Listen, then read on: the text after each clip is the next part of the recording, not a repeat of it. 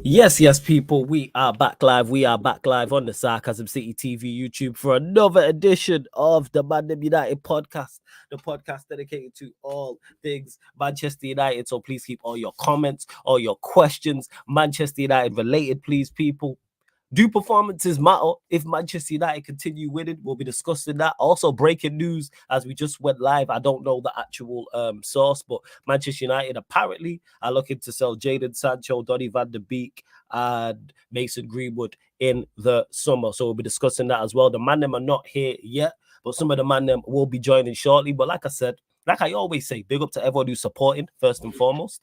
Make sure you hit that like button, though. Make sure you hit the like button on the video, whether you're watching this live right now or watching this back. Make sure you share this across all the socials. Make sure you're following across all socials. And that's me, Flawless. You see it on the screen there at Sarcasm City TV across all socials. So please retweet a like from the Twitter, share from the Instagram. And just as important as those two things, subscribe to the channel, Sarcasm City TV as well. Make sure you hit the notification bell.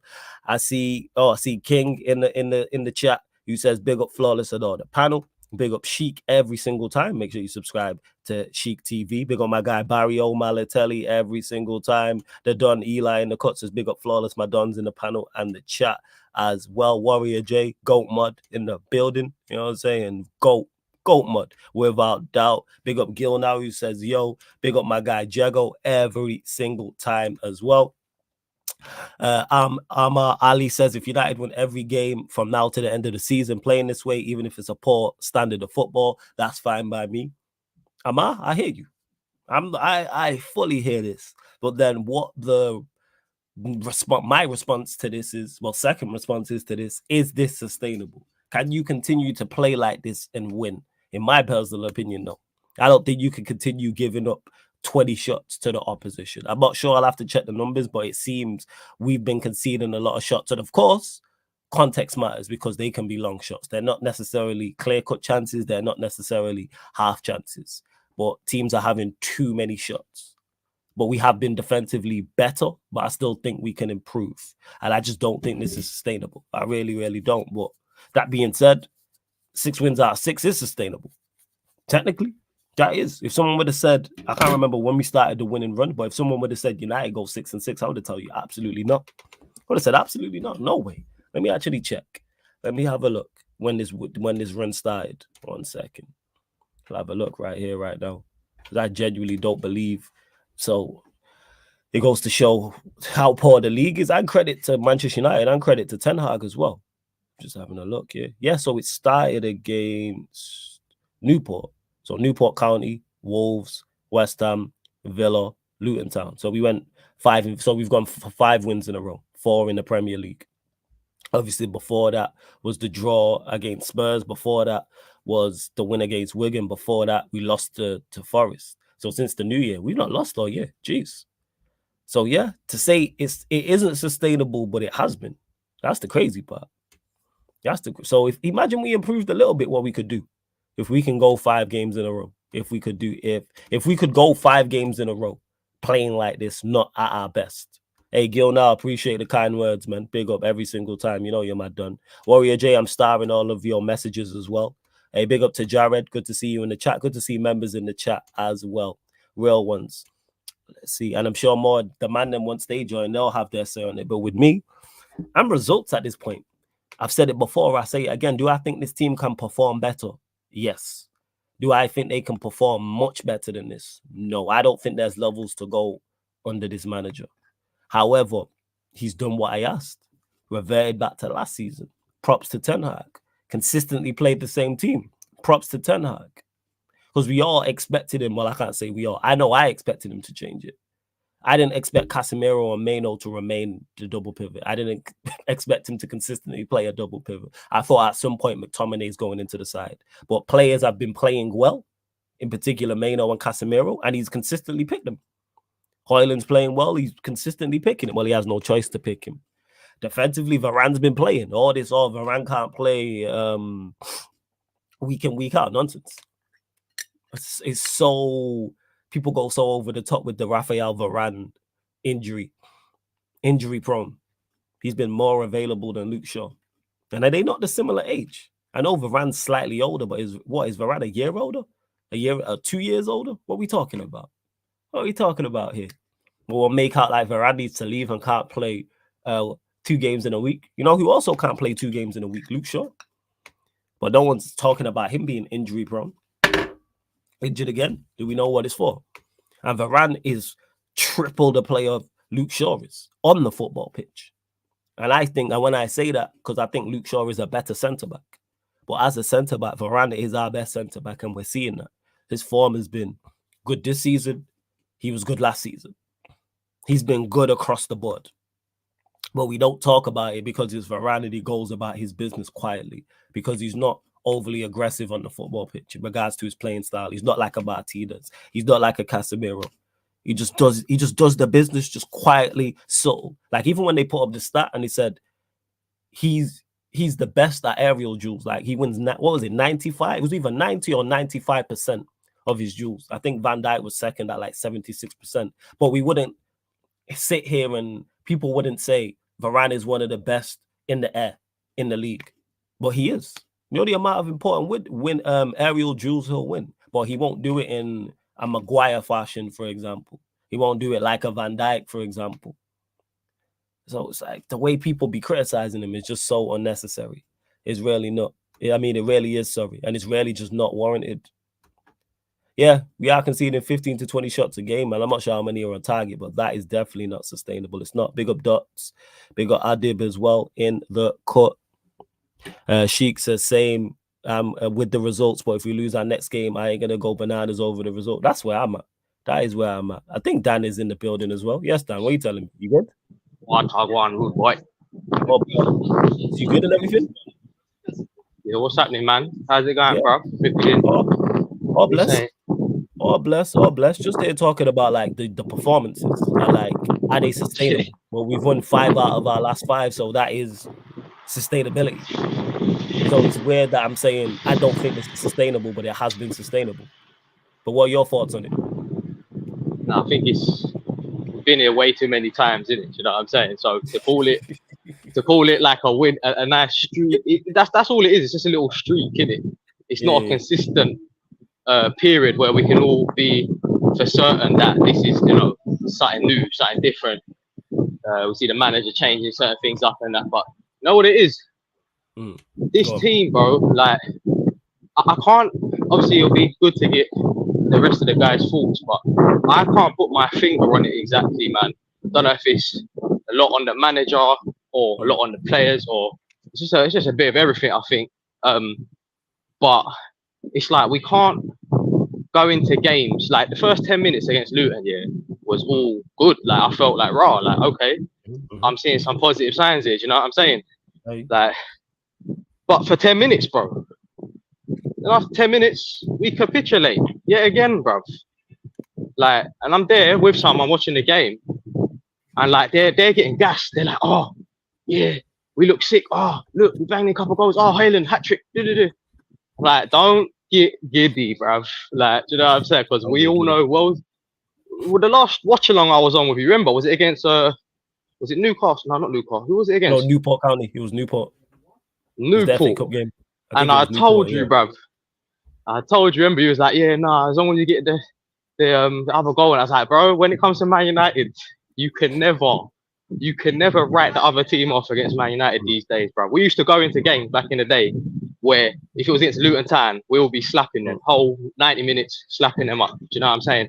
But now we are so like on edge. We're like, oh my days. We don't have confidence going into any game.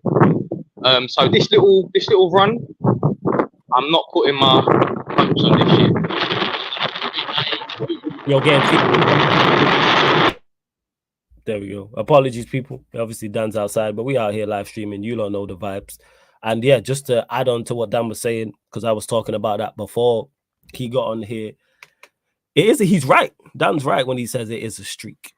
And it's a very good streak, results-wise. That have the performances matched? No. Because when we start looking at the context of the games, tells you all you need to know. Like the Wolves game is a prime example. And Warrior J, it was Wolves, not Newport. Bless for that, letting us know. I can't remember the last time Danny was on, but we're comfortable in that game. We're comfortable. Hey, Sheik, Dan's not in. He's in London. He ain't, man. And it didn't mean anything. Do you know what I'm saying? When we look comfortable, it still didn't mean anything. Because we only look Ultimately. comfortable for a period of time, conceded, and then it's like, here we go again. It's the GTA meme all over again type of thing.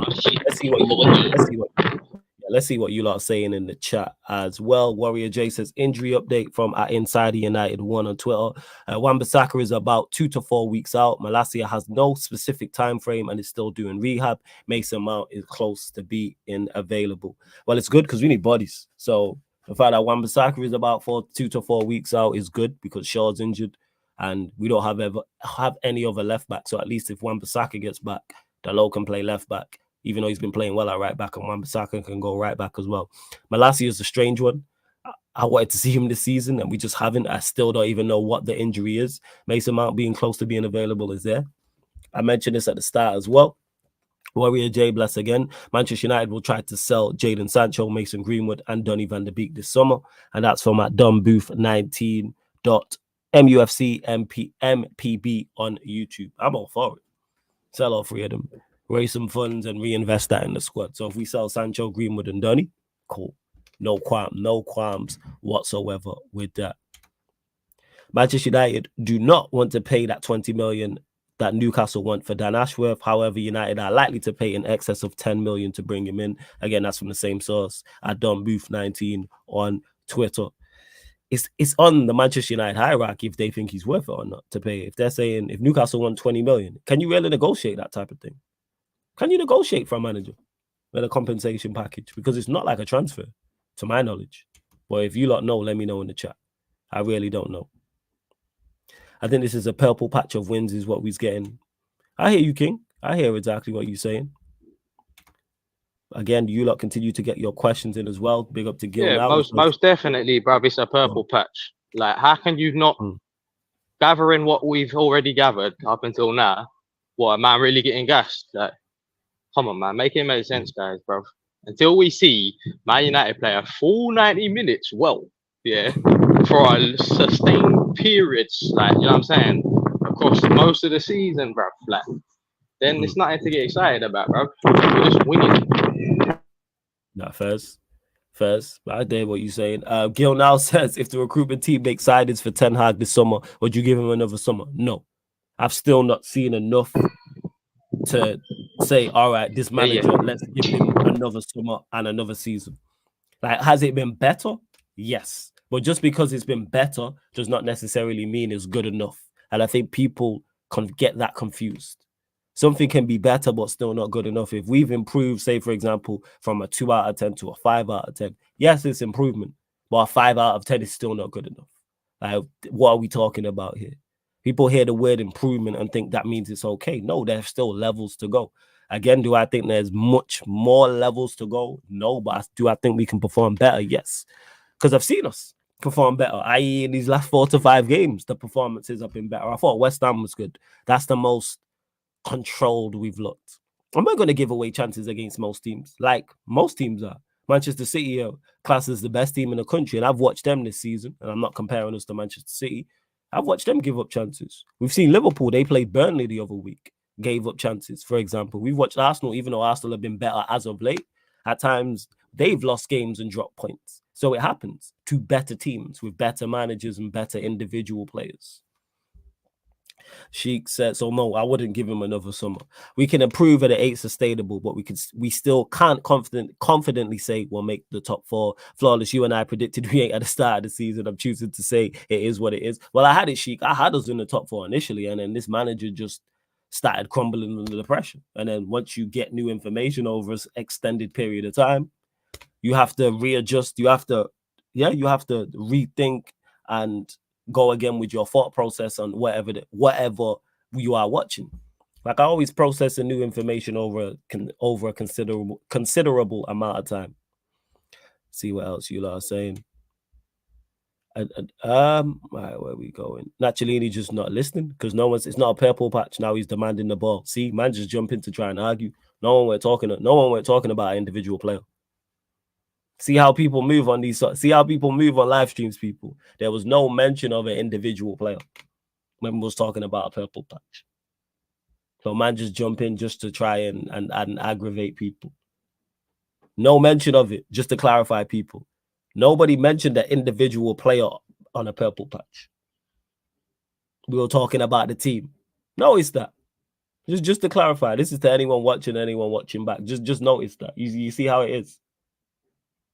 You see why I don't respond like to certain people or I say certain things.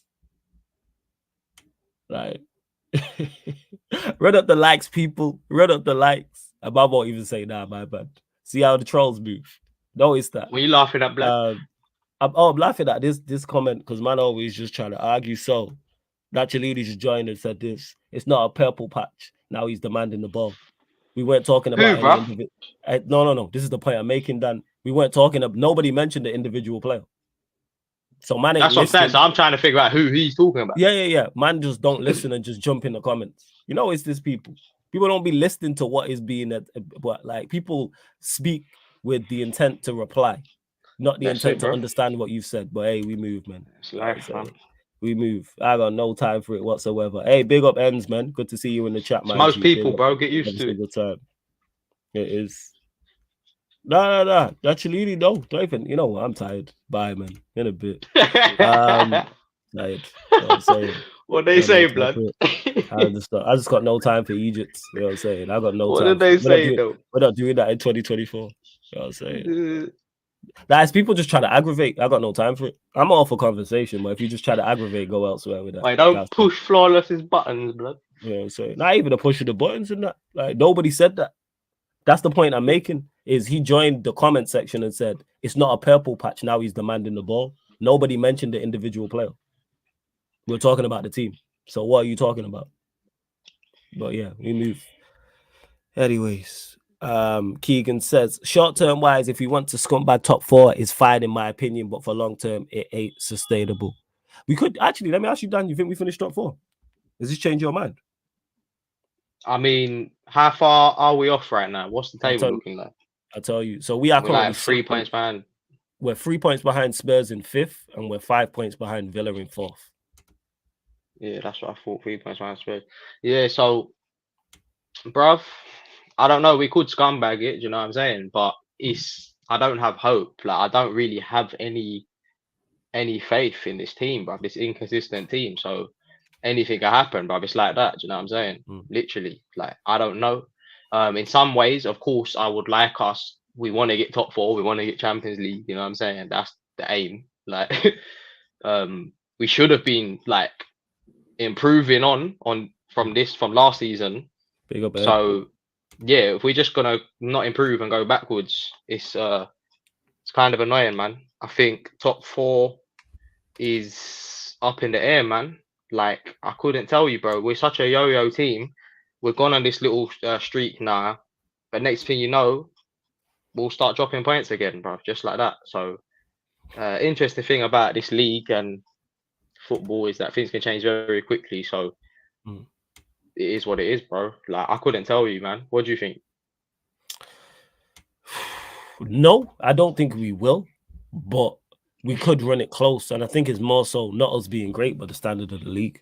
Like Villa Villa obviously won at the weekend, but they've been in poor form recently. Spurs are yo-yoing. So we'll be in the conversation. Do I think we get there though? No.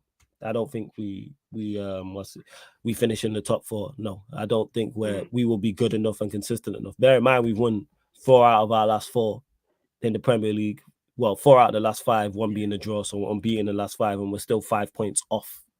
So do you think they're waiting for it to be like mathematically unable to attain top 4, then they'll sack Ten Hag? Or do you think? I don't think they're looking at it like that, and I don't think that will happen. I think we'll be in the conversation, which I think we will get there and be in the conversation because Ten Hag now seems like this is the way he's going to play, and if we're going to play this way, we are going to get results. But I'm saying though, if we don't get top 4, like, do you think they sack him then?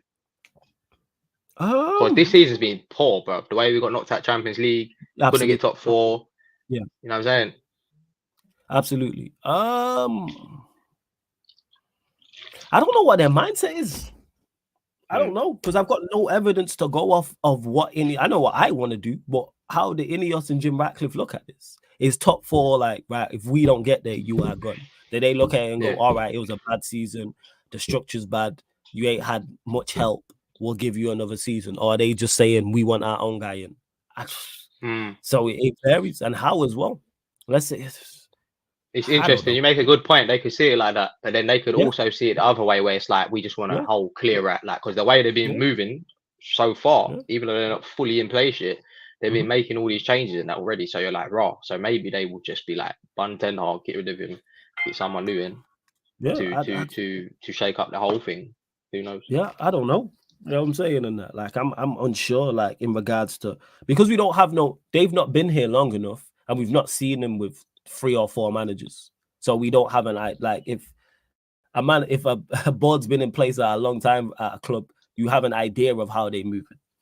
So we know if this was the Glazers and we're still, and it was the old regime, not this new regime, that Ten Hag's working a tightrope.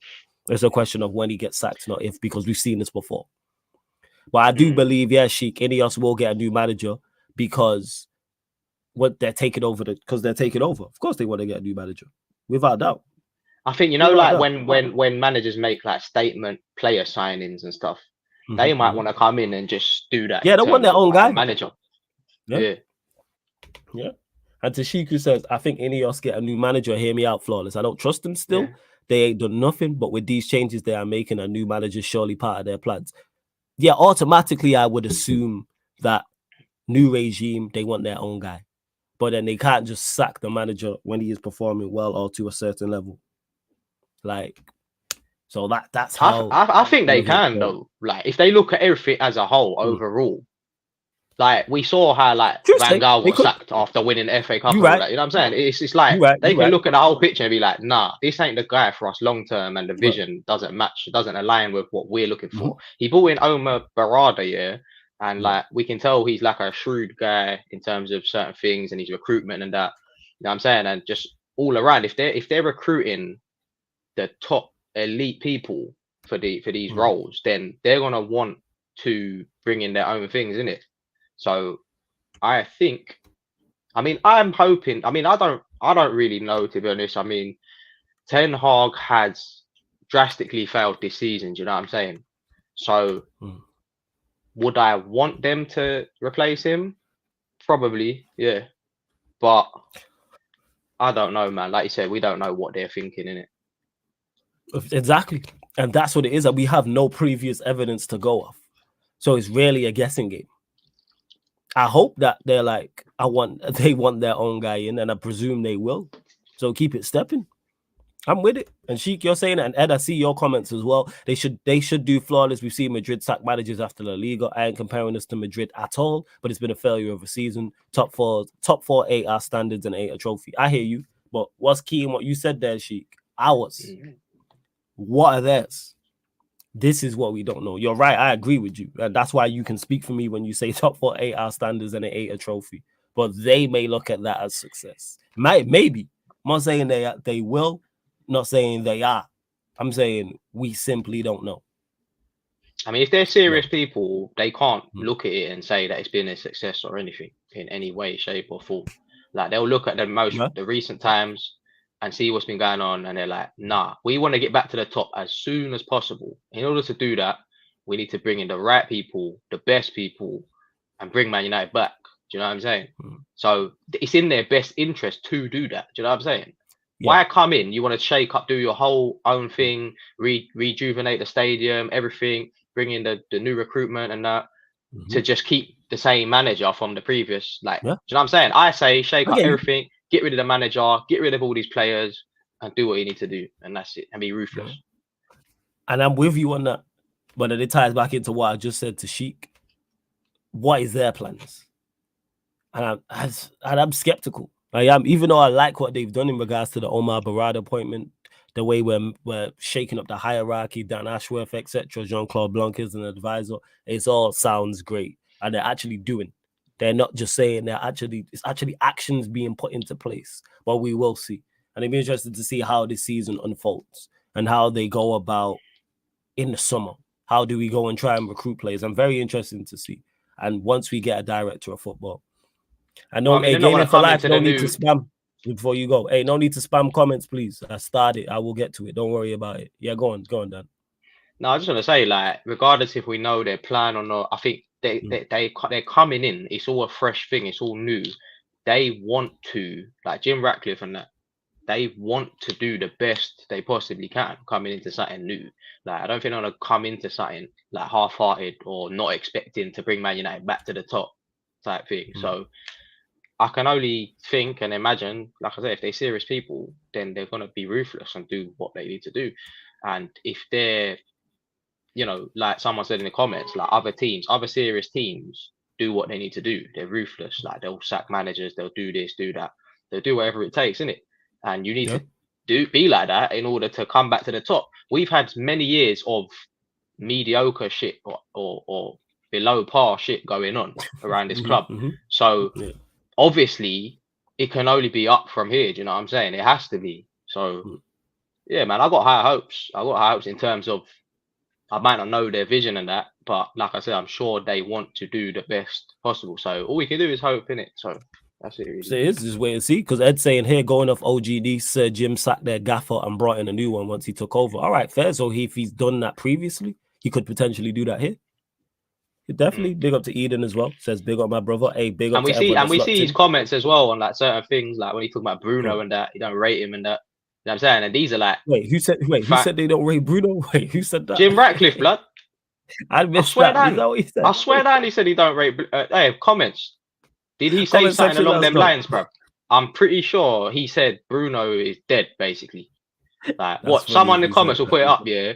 So when he's saying shit like that, it kind of gasses me up. I'm like, okay, this guy is sort of like, you know what I'm saying? Like he sees what most is not seeing. You know what I'm saying? So yeah, I like that. Yeah, comments. That's funny if you said that. Yeah, comment section will let us know. Continue to run up the likes. You're actually doing a good job, because over 35 of you lot in here, we're just under 35 likes. Let's get up to 40 likes. Hit the subscribe button as well. Roll to 10K. Roll to 10K. I need to add that to the banner, actually. Roll to 10K. I'm going to add that to all the banners, people. I will do that in a second. Continue to get your questions in as well. Say again, family? No, I was going to say, bro, everyone smash the comments, man, because Sarcasm City, like what you're getting is real shit. Do you know what I'm saying? Like, no, you got flawless, man. Just speaking the real shit. Do you know what I'm saying? So you got to appreciate it. Smash the like. You know what I'm saying? This ain't like other channels that are just, you know, sucking up to fit pools, like just, you know, fitting in with things. You know what I'm saying? And scared to say what they want to say. Like, this is real shit right here, man. Yeah, for real. We definitely do. You know what I'm saying? Hey, Gil, now big up to you as well. And you see this manager shit, I'm calm about it, because we have to go to because we have the people in place, so any manager can go and commit. Like I said, we'll see. But I like that they are putting the people upstairs. We need the director of football, etc., and it needs to continue to the scouting department and the medical department. And then we are actually, that's a great platform to then build from. We're actually putting the bricks in place to build the house, and I'm with that. Like, I'm all for that. Lay the platform to do so. And it's so far, not really any complaints, to be honest. They surprised me. I keep saying this. I got to give them the props. The Omar Barada appointment, I'm still surprised that it was him and how it was done. Those two things were super. Like, I was like, I'm still in shock now that happened. If someone would have said, oh, yeah, they're going to go and get one of the best at what he does for Manchester City, I would have been like, all right, whatever. You know what I'm saying? I big up to Ends for this back. He says, facts, I'm a Liverpool fan and I rate flawless. Hey, big up, man. Much appreciated. Real recognized, real, bro. Yeah, Ends a real one still. He is as well. And you mentioned this just before when you mentioned about them rejuvenating the stadium, but Ineos seem to be moving towards deciding to build a new stadium rather than renovating Old Trafford. And that's from my Don Booth again, 19 on Twitter. Your thoughts on this, Dan? One sec. Just go get a drink. Let the people know. I mean, I'm yeah, definitely, man. Like, as for a new stadium, bro, I mean, I'm here for it, man. Like I said, do whatever you need to do whatever it takes to bring us back. You know what I'm saying? On all cylinders. Like, get the best players, get the best stadiums, get the best managers. Like, bring in what you need. Be ruthless, because we've suffered for way too long with subpar, below standard shit at Man United. I think it's fair to say that we're all sick of it right now. Wouldn't you agree, comments? Wouldn't you agree, my people? We're sick of this shit. I can't lie. I'm sick of this shit, bruv.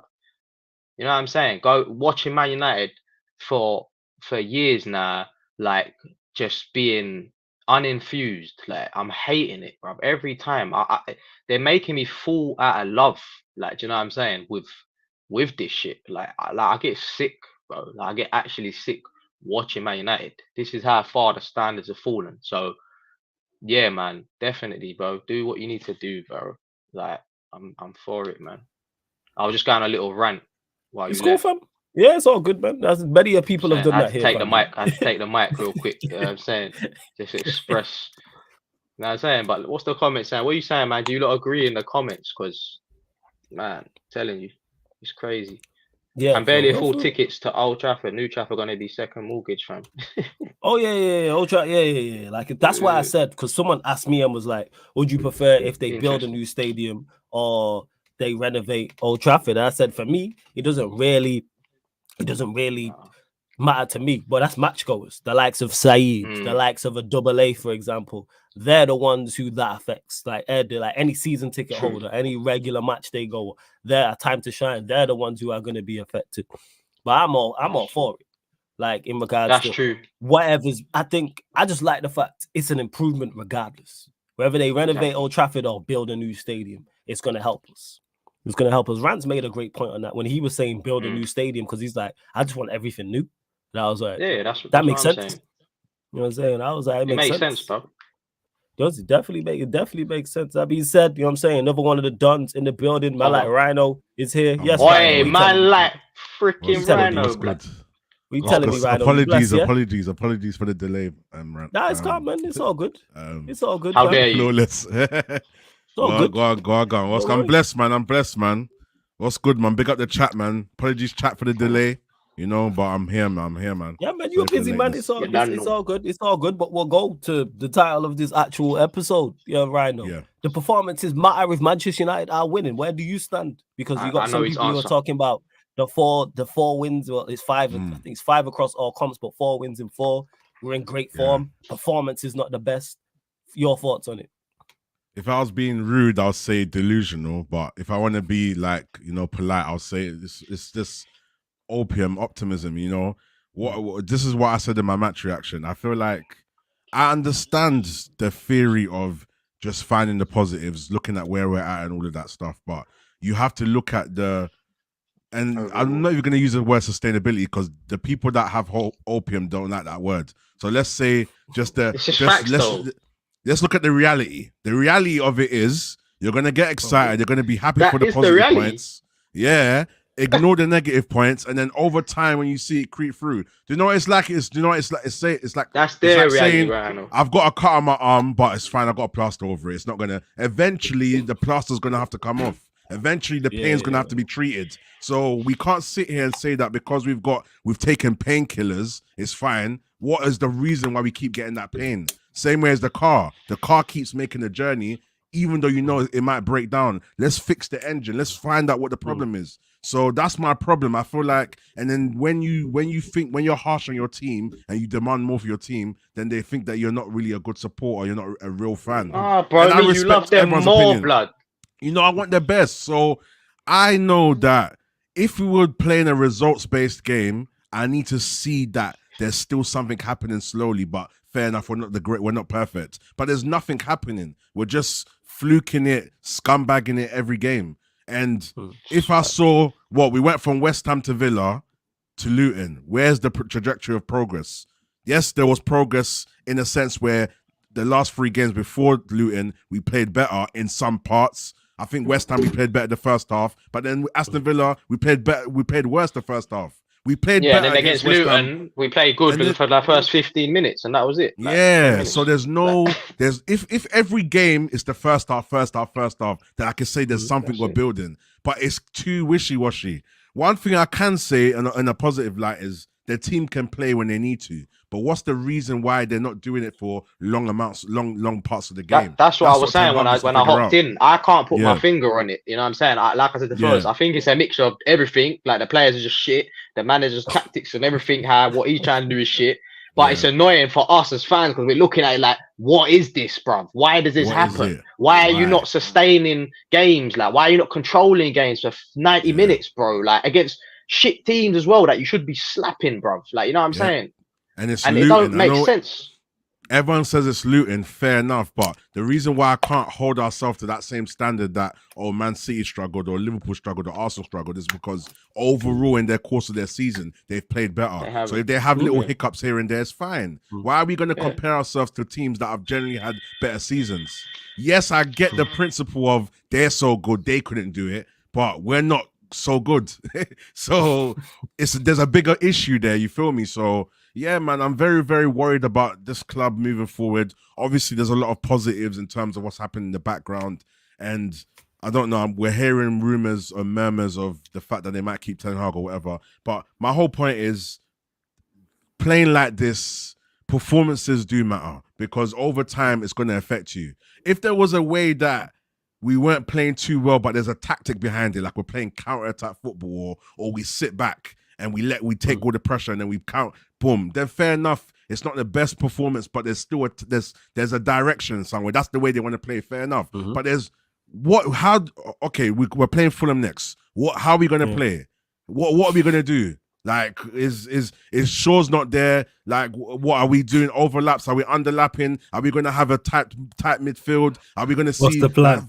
Like, what's the plan? 1 minute I see Cobby deep, next minute I see him up high, which is fine. He's playing a bit of a free roam, and I see there's little significant things I do see sometimes, but it's not consistent enough for me to know that, all right, cool, this is our style of play. You know, Dallow's doing, all our players just do extra things. Hey, Rhino, what do you think the manager says to Bruno? Like, do you think he says, like, just go out there, be a headless chicken, and just play hope balls? Like, and I don't know what he's saying to him. You know what I'm saying? I love this question. And do you know what the answer is? I don't effing know.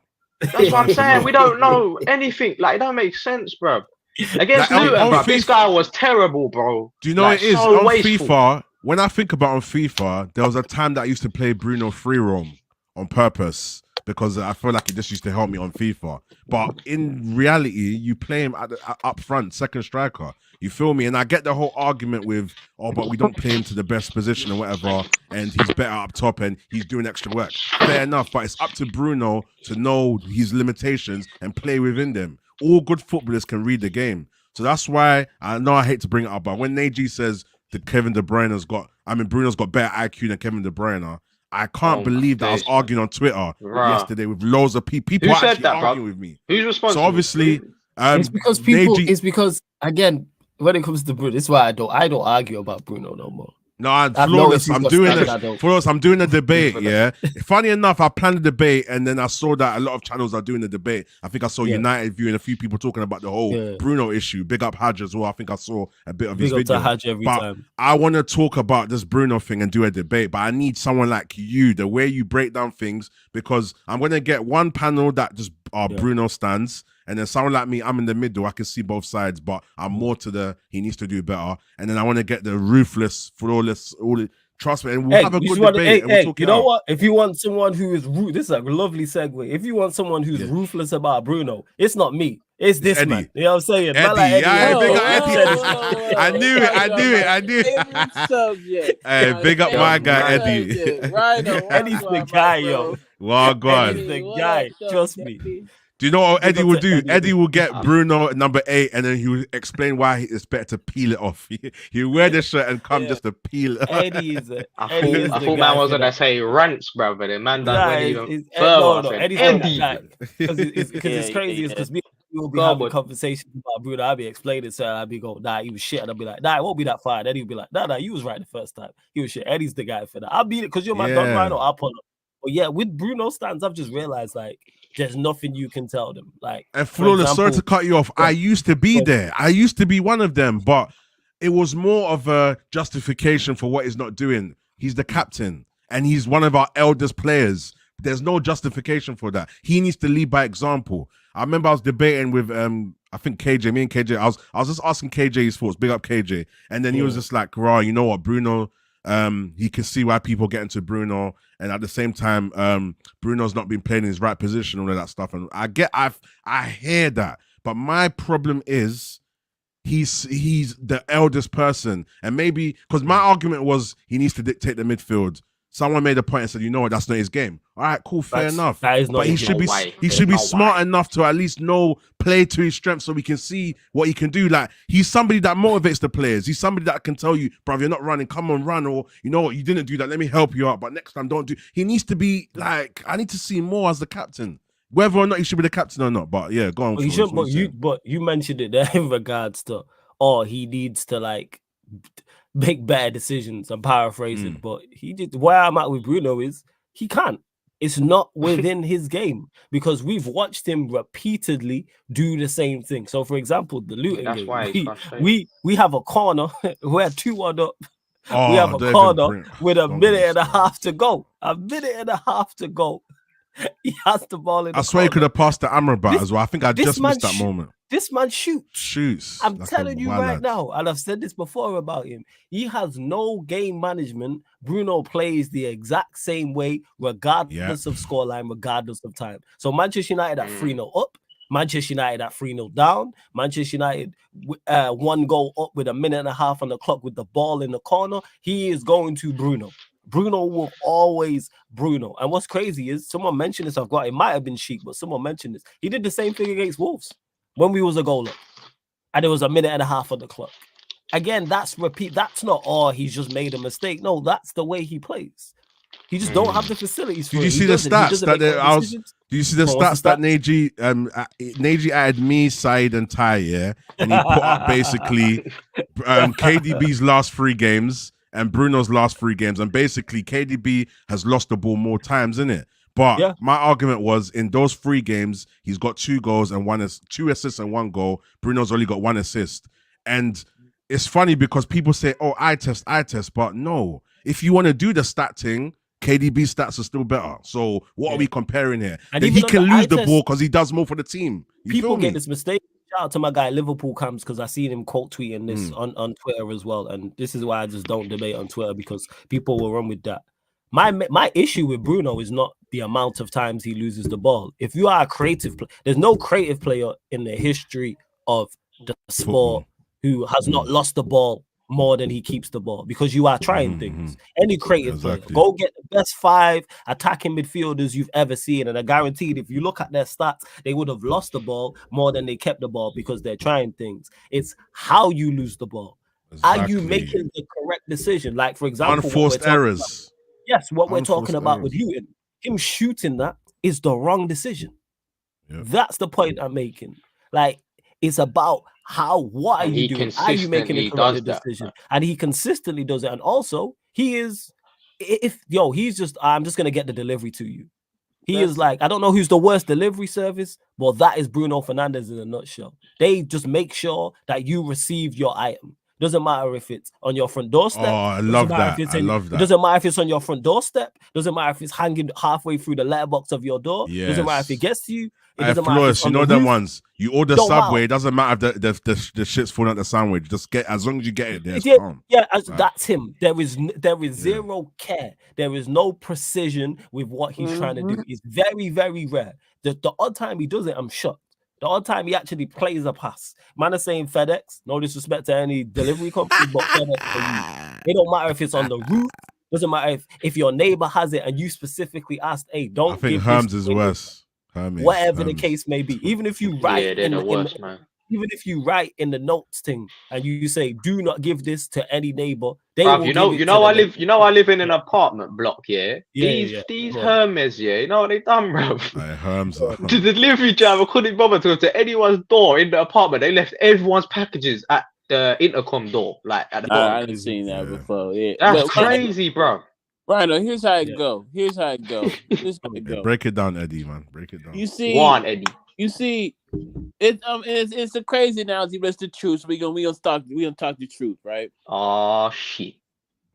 If a broke person and a rich person commit the same damn crime, the rich person is gonna get off 99% of the time because they have they got the people to talk to get them out that gym. Beautiful. Nobody in that Manchester United squad who can get us out of the jams that Bruno continuously places us in. And conceding us free kicks that we concede goals to. Like, that's mad, bro. That's crazy. But he ran halfway through the pitch though. but he conceded a free kick. That a free kick. I remember it clear as day. Clear as day. I'll never forget this Bruno moment. The first time, I know it was the first time Ten Hag went to come see us play live, and we were playing Crystal Palace. Yeah. It was yeah. You remember this? It was a 0-0 game. Bruno tried some Hollywood pass. Crystal Palace had created nothing the entire time. Yeah. Was that before the Arsenal game? He took the one before the Arsenal game. No. This was like, I think this was like literally when we were like in 6th place. And it was the last game of the season. Okay. He tries to make a diagonal pass, doesn't put enough under it. The ball gets intercepted, and I think somebody else went to go score a goal. I don't remember who it was. But in that moment, it crystallized who Bruno Fernandes is. Yeah. Like we've been saying, no wherewithal of the time, place, or manner with which he has to play, which ends up leading us into dangerous situations. If Bruno That's the problem, Ed. It's terrible, bro. It's like Bruno, right? He can get a goal, right? He can get an assist. But he can give in the same game, he can give the other team he cancels it out. Yes, that's his problem. I swear down, Eddie, that's the biggest problem. I love the fact that Bruno can create and he can be a second striker and that. But it's the negatives that are too much for me as our captain that is a detriment to the team. And if he cuts that out, I wouldn't even complain as much. He makes too many bad, like, serious mistakes that affect us. But also, he's like a metaphor of like how Man United are as a whole. You know, like how man's not sustainable. That's Bruno. It's like man will. You know that season when he come in and he was banging all the penalties in the it's like cool. Your stat padding, you're getting bare goals, whatever. That's cool. But the thing is, if you're that kind of player, bro, like you have to be that. Like so much consistency where you know what I'm saying, but then he's not doing that, so it's not sustainable. Do you know what I'm saying? It's not, bro. That's the problem, 100%. Because I like the fact that Bruno's positives. I love them. Like when he's on his game, he can see a crazy pass. I hear that. But just don't do the rashness, bro. Don't do these mad passes that don't make sense. I remember the stop. That's again. Dan just said the problem. That's him. He is going to. It's like asking the sun not to rise, man. It's gonna happen. You know and then Flores, there was annoying as well. So to cut you off, the first 30 minutes of the Luton game, like a lot of our players was doing it, but then people were like, "Oh, but Casemiro's doing." But Casemiro's Casemiro. Like he's gonna have these games in him, but look at overall what he's done for us. Like, well, the thing is, Casemiro, his decision making is better. That's what it is. Yes, Casemiro's decision, and like overall and the overall quality is much and better. He overall brings better stuff to our team. He's solidified our team. Like he's changed us, bro. If we didn't have Casemiro, we'd be dinner. We'd be done. Finito. Like so, And Flores, anyway, just to finish the point I was trying to make before, I used to like defend Bruno. I understand where everyone's coming from, but I feel like, it's like, when you just become delusional because you just want to rely on just hoping that if you don't knock the player down, they're going to get better. You have to come to reality at some point and think, you know what, how far can I back this guy? Because if you weigh up everything... Man, have gone too far with it. They've gone way too far. Actually, let me rephrase that. The stands have gone too far. And once you stand somebody, you can't turn. Like, if you're a fan of somebody, and then you can criticize fairly. Like, there's players I'm fans of within this team, but if they play poorly, I'll tell you they play poorly. Like, Casemiro at the start of the season was not good. He was nowhere near to the level that he could play. He's been much better since he's come back from this injury. It's like Varane if his form falls up, but I don't stand anybody. That's the problem. Once you stand someone and you see no problem whatsoever. I've criticized players who are much better than Bruno at Manchester United. Yes. I've criticized all our world-class players that have been here. What we talk, and we can't criticize this guy who, and people say, oh, he's led us. Led us to what? I say this all the time. What did he lead us to? I say this all the time. This is not an individual sport. Do not bring me individual accolades. This ain't tennis. This ain't darts. This ain't boxing. What are we talking about? But don't bring me no individual stats. This is a team game. Bro, because there's no one quality. There's no legend of no football club whatsoever, any major football club, or anyone with a statue outside a stadium, or anybody with a stand named after them, and the team didn't win no trophies. There isn't one. Go to Old Trafford. Flawless. Do you know what happened as well? You know, everyone talks about him being a support striker and all of that stuff. Even the chances he's got in the last few games, he's putting them wide or he's roofing them over. So what attributes are we actually getting from him now? Like, and fair enough, maybe over time he's getting tired and maybe he's starting to lose a bit more of the positive stuff. Bro, but if you've got quality, then you're not wasteful. Like he can't even bin it. He don't shoot. He don't even get his shots on target, bro. Mad. His shots are always away from the post. I've been past this, and just to clarify, big up to Gil now, who says if he turns up at Euros this summer, there'll be serious, uncomfortable conversations. No, they won't, because that's Portugal. Really. Who? Yeah, that's Portugal. Wait, don't. That's Eddie's not having it. I don't watch this dude play for 4 years, bro. I've had all the conversations you could think of. At the end of the day, he ain't it. Y'all are trying to go to a level that he just cannot take us, people. I'm sorry for all you Bruno stands, but I'm actually not, because your pain is like warm coffee in the morning to me right about now. Like, just be honest with yourselves.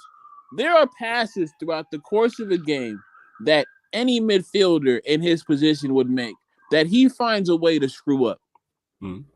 He'll find a way to screw up. There are so many. I'm telling you right now, and especially in that Luton game, we had so many chances, but this brother cannot play the simple pass. Everything he's doing is having to be Hollywood. And you know what? I don't know if y'all got people like that in y'all lives where everything they do is Hollywood. Don't nobody for that. I can't lie. That man can't have to come off the pitch still. That man. You know what I'm saying? Like, yo, keep it simple. That's been the common theme of Bruno's entire time here. Keep it simple. But the problem is, and I think this is fair to say, he has a coach, or he's had coaches that don't even figure out how to get him to do what they want in a suitable way. Like, if people tell me, right, that Bruno just goes out there and does this by himself, the coach is telling him, oh, do this, do that, he doesn't do it anyway. I'm sorry. Of course Bruno's a clown for doing that, but the coach is a clown as well. I talk about this with Flowers all the time. As managers, you're either coaching it or you're allowing it. Yeah, and I've used that from you as well. I've said that. This terrible behavior he has. Yeah, they're probably telling Bruno to just do your thing, free roam, do whatever you want type thing. But he's not that guy. He's not that guy to be doing that. And just to clarify to Gil now, because I'm looking forward to the Euros, he gonna fail for Portugal like he fails for Manchester United and lead them to nothing.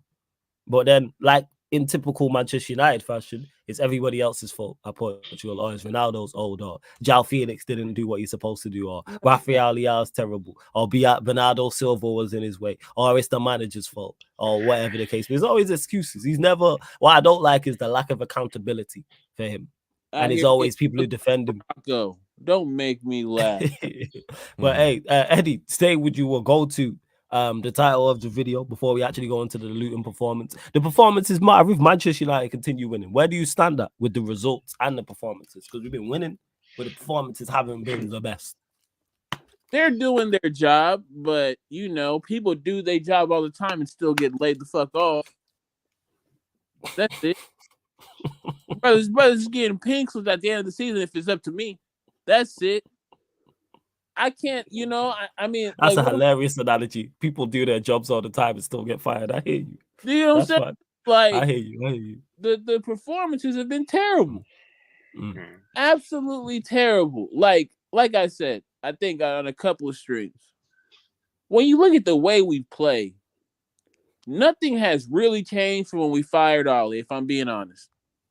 Okay. The manner in which we lose, the manner in which we win, it's still been the same. We give way too many opportunities to the opposition. We make every team we play look like they have a chance to score 4 to 5 goals. Unfortunately, or fortunately, I guess I'll be respectful. Fortunately, they don't. And we end up with 2-1 wins. The 3-0 win against West Ham United is one of the more flattering scorelines that we've had this entire season. I thought that was one of the better performances, though. I thought that was one of the better games out of this run. I can't. I'll be honest with you, bro. can't. And it's one of these things. I just can't get over with how we continuously play football. It's just embarrassing, man. Like Luton Town. Yeah, we'll talk about it. So I won't get into it, but it was just like 2-1. Yeah, go there, fam. Talk about the Luton Town game because it's gonna go there anyway. Because if you think about our 2 goals, what's the likelihood of us repeating those 2 goals? Very unlikely, to be honest. Very unlikely. But we know what our attack's like. But I hear your point. I get where you're going with this. Like, if you want to say the defending was good, I'm cool with that. From the low to who else was out there? Varane, Johnny Evans, Maguire did Maguire things. I'm never gonna give credit. Mate, he was terrible, bro. You see what I'm saying? Like, those are the only 3 I can look at and be like, okay, you guys did your job. And Minu, Casemiro I disagree, bro. That man didn't even do their job, fam. You don't think? I can't lie, bro. Maguire was so shit, bro, in that game. I don't know if it's just me, bro. No. I hear that. I hear that with Maguire. There's a reason he got subbed off, and I think that's a big part. Yeah, and it was I'd have to give Ten Hag credit because that was the 2 subs he made at halftime were the correct moves. Taking off. Yeah, they both got booked in it. They both. They were the correct moves. They was. But performances again, like I said, like you can't. I think it's just at a point where we're just a lot of us are just so done with this team that you'll tell it's nothing to scream and shout about, innit? When you're on a little streak, it doesn't mean anything. Like, it's like, what am I to? I mean, I could be on my soapbox all day about this shit, but at the end of the day, like, this is what we signed up for. No, because it's dangerous, innit? Like the fans, I get the fans that are optimistic. We're on the streak, we may be turning the corner, or whatever. But I highly doubt that. But it's like, again, bro, the sustainability, bro. Like what Eddie said, look how low we've been. The performances have been shit. So for you to get giddy about 5 games, it's off balance, bro. We've been shit for years, blood, and you're like, 5 games. What did like, look how we're playing. Look how we're playing against Luton Town. We're getting wins. Bruh, what was we supposed to do? What was he supposed to do? Like you said, do your job, man. That should be a standard walk in the park. Like, you know what I'm saying? And it should have been, because the chances we missed were ridiculous. Shahid Chong out there. Man, like that. He's young Mike out there, the chances we missed ridiculous. The chances I think somebody, I think it was said here, I forget, but it's so alarming, and it kind of crystallizes my point. And they had my man in it, the centre back that used to play for us, innit? Oh yeah, Tim too. Mengi. Yeah, but I forgot about him. I was like, raw. We spent how many millions on that squad? At least 100, because Anthony's in that squad, and so is Don't remind me. Right? Luton Town spent 23 million on their squad, bro. 23 million compared to us spending at least 300 on that squad that we have out there. And I couldn't tell who was the better team. I know who scored the better goals. Like, you know what? All 3 goals actually in that game was like fortunate. They happened again. Yeah, fluky. And it's like, look, I can't. How do I? And people singing and dancing about this shit. Yeah, it's like, that's what we're supposed to do. Mm-hmm. We're supposed to. That's like normal. Yeah, the standards are dropped though, innit? That's why the fans get gassed now over these things. You shouldn't get gassed. I'm supposed to give you claps because you locked your door after you left the house. That's what. That's where I'm at. I'm like, y'all ain't gonna get me hype on this. Hey Eddie, well done. You washed your hands before you ate food. Well done. Well done. We got a banner coming in. I know, Eddie, you're killing it. The analogies, I man them talk. I'm gonna big you up. I'm gonna say, listen, word to Eddie. Trust me, that one's loading. Don't get Eddie started, because I know he's got the sniffles right now as well. Eddie. That's why Eddie's here, man. That's why Eddie's here. But that being said, Rhino, your thoughts on the game, the actual game. And just to even say, I'll go back to the game about Flawless's talent ID. A1. But anyway, we need you in the United still. We need you, man. But yeah, man, the game was very frustrating for me, man. Obviously, you know, any game we're about to play, I always have that sense of excitement because it's a game of football, innit? Like I just want to watch ball. But once we start playing, you know. no, I'm talking about I just like to watch football. So when I know there's a game on, it feels like a motive. Like, yeah, cool, footy's on. But when it comes to Man United, you're telling me you're going into these games. Yeah, excited, bro, when Man United play, you see the lineup, and then when the whistle goes, oh my gosh, the way that I just think, bro. You know when you just think, oh shit, here we go again. I literally when the whistle goes and the first couple minutes, but then again it was a bit different. When Højlund scored straight away, I was like, oh, all right. Then he scored again. I was like, oh, all right. But there's something in me that says, don't get excited, just relax. Like, just chill. And then we always get proven right. If we won that game the way we started, we'll be having a different conversation right now. But at the same time, we will say, Fulham, is it going to happen again? We're not comfortable. So the game started off really, really well. I was very impressed. I said, wow, okay, the team are doing one-touch passes. But then after the 10 minutes, the waste, the non-care of the ball was alarming. The amount of passes that Casemiro was doing, Wayward, Garnacho, Bruno, the team. Oh, Garnacho! I was so shocked. Bro. Garnacho had a bad game, and it's funny that he's had such a bad game after my comments the other day. But I don't mind because you can never trick me out my position. Like, you know, these guys like Garnacho are not meant to be relied on. He's going to be inconsistent. I'm just looking at the positives he does bring. And realistic, if you really think about it, what I might say might be mad, but he's brought more to us in the course of this season than Bruno has. And Garnacho's not even that good like that overall. Like, let's deep it. If you take the two players right now, who's brought more fortune for us? Yeah, I hear you, but it's still like... It's so mid-verse. Hey, word to Peter, man. It's just different flavors of mid. You know what I'm saying? Hey, listen, but yeah, man, the game started off well, but the amount of waste and lack of care for the ball, I think it's the worst I've seen this season. I can't lie. I think it's the worst I've seen this season. It was so bad. Like we couldn't control the ball. We couldn't even make simple passes. Then we started doing long ball. And then what annoyed me the worst is we're playing counter-attack against a newly promoted Premier League team. Counter-attack football.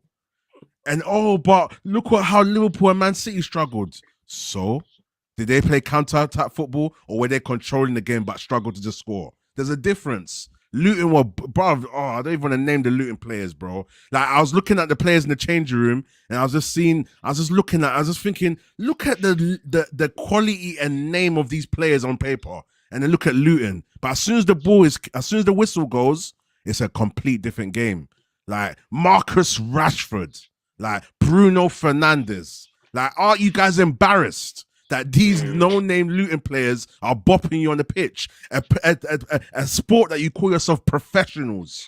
Like, bro, as much as we rip Ten Hag, I also just feel like, bro, like even before Ten Hag, these players would drop their heads as well, bro. Just like that. The same shit. Yeah, but do you know what we do, Danny? We keep shuffling between, is it the players? Or is it the manager? Is it the players? This is what happens, bro. They all just need to go. Word to Flawless, bro. I know he uses the Cliff analogy, but I don't even want to misquote it. But listen, at the end of the day, the Luton game was an embarrassment for me, and I need to see sustainable football over time. So yeah, man, we that game was really bad, and my problem was the counter-attack and the lack of care, the amount of off passes, and it was really, really bad. And then we was hanging on for the lead, hanging on. Bro, that's the same. Ten Hag made some good subs. Yeah, I do credit Ten Hag for the subs, and I don't. He made some good subs. He had to make them subs, innit? Because they were both booked and they were moving mad. Yeah, Casemiro was about to get sent off. Like, I hear that, Dan. But how many times have we seen him not make the correct sub? Yeah. There's a time he kept Casemiro on, and Casemiro actually calmed down. But what's funny is the game before that, Casemiro got a yellow that he shouldn't have. So to a degree, I kind of thought, okay, you know what, karma's even in everything out. But Casemiro, you could just tell that game he was ready to just trick. He was triggered. The crazy part is that the challenge he should have got booked for, he didn't, and the one he actually got a yellow card, in my opinion, was not a yellow card. And when you play like Casemiro, you're gonna run the risk. The Maino one wasn't a yellow card, but he made the correct subs. Like I say, taking off Maguire, taking off Casemiro. they were the correct moves. And if he didn't do those things, we'd be bro, sat and here I'd be again, talking- I don't know if it was criticizing just me, but watching that game, like I felt like obviously not his best game, but Maino, despite everything that's going on, he still had a level of like control Yeah, he's the only in the person, game. You know, the Danny. only one, bro. The only Only one. And I'm one. like, right, this 18-year-old kid, man, is showing this level of like discipline. And do you know what it was as well? What I liked Despite about the Manu, the circumstance. way he was ripping, man, just skipping through them like it's fun. And then certain times you think he's about to lose, and he's No, but the thing with him, bro, his he anticipation just- is so good, man. Yeah, but not only that, he just does the simple things very well, and all of our other players don't do that, bro. Like when we compare it to Bruno, like, Daniel, do you know what it is, Danny? Do you know what it is? Though? I don't even think that he's very good at doing it. As much as it's the basics, he's got an elegance about it. The way he does it, like he knows what he wants to do when the player's coming towards him. I like players like that. He knows how to control the ball, and he knows exactly how he's going to maneuver it. Perfect, bro. So I guess it's hard. You know, like a man that knows all the FIFA skills, and when you're running towards him, he knows what skill he's about to do. That's like Manu in real life, like nightmare. You feel me? Like Them players there, yeah. nightmare. So He if we get easy, more, innit? if we get a midfield full of ballers like Manu, the team will substantially improve. But then we're not finishing these chances. Garnacho had a crazy one. Oh, we missed four. That's the why clinical. The chances we missed. That's why I'm not too critical of the performance in regards to how we set up. Yeah, because we actually had good chances. We should have been four. We missed 4 1-on-1s. 4. Yeah. Clear cut. Like, how do you miss all 4 of them? That should have been 5-1, 6-1. Easily should have been. Wasn't it like Garnacho had 2 and then Højlund had 1? Højlund missed 1, Garnacho missed 1, Bruno missed 2. Yeah. Oh my Bruno days. missed the one that he intercepted from the goalkeeper, the one where he went round the goalkeeper and then Lokonga blocked it. Oh yeah. The Højlund one that went straight at the goalkeeper, and then the Garnacho one where we went around the goalkeeper, checked back in and checked in. Like this again, it comes back to what we talk about decision making. That's why in this in particular game, I don't mind the setup because the setup yielded the chances. Hitting them after going definitely 2 goals more up than there, players giving this them the time. ball. Definitely. And with that, do I like counter-attacking football in general all of the time? No. I think there's a time and a place for everything and changing. I can't lie. I did feel for Ten Hag that game. Slightly. I can't lie. He looked I can't lie. bro. Man, I have to keep it real. Facts. That's 100%. not that I can't. As much as I criticize him, he played the correct 11. He smashed it still. Smashed it. The only subs I have an issue with is taking off Højlund because he was our best attacker. I'm putting McTominay on for Casemiro rather than Amrabat. That baffled me as well. That's it. Like I'm that they're minor. Like our attacking players miss 4 1-on-1s. I'm getting onto the attacking players about it. Like if we're not creating, then I'm looking at the players and the manager. But it's annoying, isn't it? Set up correctly because even for all the possession Luton had, and it's like if their goal was fortunate, and it's not like Onana was making save after save. We did what we were supposed to do. Was it again, people? Was it ideal? No, but we should have been at. That was a 5-6-1 game. Easily should have been 5-6-1, and our attack has messed it up. Garnacho, Bruno, and even when we're talking about Bruno, the amount of times where not just him, but our attacking players played the wrong pass. It's like even when Maguire, I said it on the watch along, when Maguire got booked, when he fouled Carlton Morris. Yes, Maguire, he had to make that challenge. I actually think it was a good foul. That came from Rashford having the ball, and then he's got space to drive into it. He plays the wrong pass, and I'm saying drive. You've gone past the man, now commit. Because I think he had Garnacho one side and I think Højlund was the other side. And either you're going to go towards the goal and have a shot, or one of the defenders is going to come towards you, and then one of those two is 3. Again, decision making. But if they score from that free kick, everyone's looking at Maguire. Like we know Maguire's not the best 1-on-1. To Madison, who says, we can't play on the counter against Luton. Sorry. I'm not above that. Like I said, it worked. It worked. Yeah, That's why I don't have no issue with that. Like I have no issue with playing on the counter attack. Instead, we don't have to have. I don't care how it looks. We don't have to, in my opinion, because the game plan worked. We missed 4 1-on-1s. We missed 4 1-on-1. Like that's a 5-6-1 game. I'm getting onto the attackers. That is on them. And Flores, you see what Højlund said at the end, yeah? When he was like, how he was basically like, we started well. I love the way Højlund explains the game because he kind of, to a sense, I don't think people deep it. He kind of keeps it real. Like he was basically like, we got lucky. He probably said we got lucky. Like, so we got lucky. Then he was just talking about the fact that they lost control of the game. And every time he has like post interview, he always says it as it is. But what kind of makes what I'm thinking is, what does he really feel inside in terms of, is he getting fed up of it, or does he feel like it's going to change? Because he kind of talks optimistically, like, you know what, we need to do better. But I think deep down he knows that certain players around him are shit. I think so. Honestly, I think he's deep in like, raw.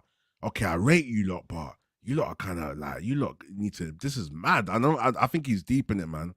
Unless training's better than when they're on the pitch, because he says in training he's around fabulous players and he loves the training and he's learning a lot.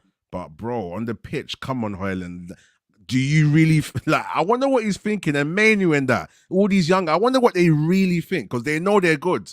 Like, does Manu actually rate these man, or is he just like what? I'll be intrigued to know what he really thinks. Obviously, I would never say it, even if I knew. But like, if I was to speak to him or something, like somehow, but. Yeah, it's just interests me. Like, do you rate these men around you? Have you realized that their name is nothing now? Like, get me? We just need to move forward, man. Because next game, Fulham. What kind of ball are we playing? Are we playing the Villa way? Are we playing against Luton? Are we playing against West Ham? Which one are we gonna get? Are we gonna get Stockport? Not Stockport, Newport, not Newport, Stockport, whatever. I remember I made a mistake in my match reaction. So yeah, what Man United are we getting? Are we getting last season? Are we getting this season? Are we getting how we played against Tottenham, Arsenal? It's so different every game. Like, and I remember, do you know what I remember? And one thing that's so bad about United that I don't get why Ten Hag can't fix it yet. I think he fixed it in one game where we're up and we just need to be able to defend. We're not consistently keeping our concentration levels up. Like, it's shocking, man. We need to fix it, bro. I swear that. Yeah, but you know what it is, right? Though we've had bro, like it's just it's not fixable right now. So that's why I'm just looking at it going, yeah, because that's why I said I agree. The football isn't sustainable. This is not sustainable. We aren't going to win anything major, but we're not in contention for anything this season anyway.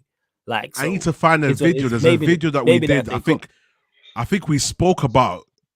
I think earlier on, because trust me, I'm on this catching the man up for their contradictions. I'm pretty sure, I don't know if it was this show or one of the Mandem talks where we had a conversation about what we would prefer about performances and results. I'm going to find the video, because I know Bear Man were talking about, we need performances. Now everyone's lapping performances. I mean, results now. Now everyone cares about results. Nah, because here the thing is, I'm results over performances, but however, of course, the performances, and I've said this, need to improve over time. You have to see something. Facts, but it's like, again, you're asking man to do things that Ten Hag is not capable.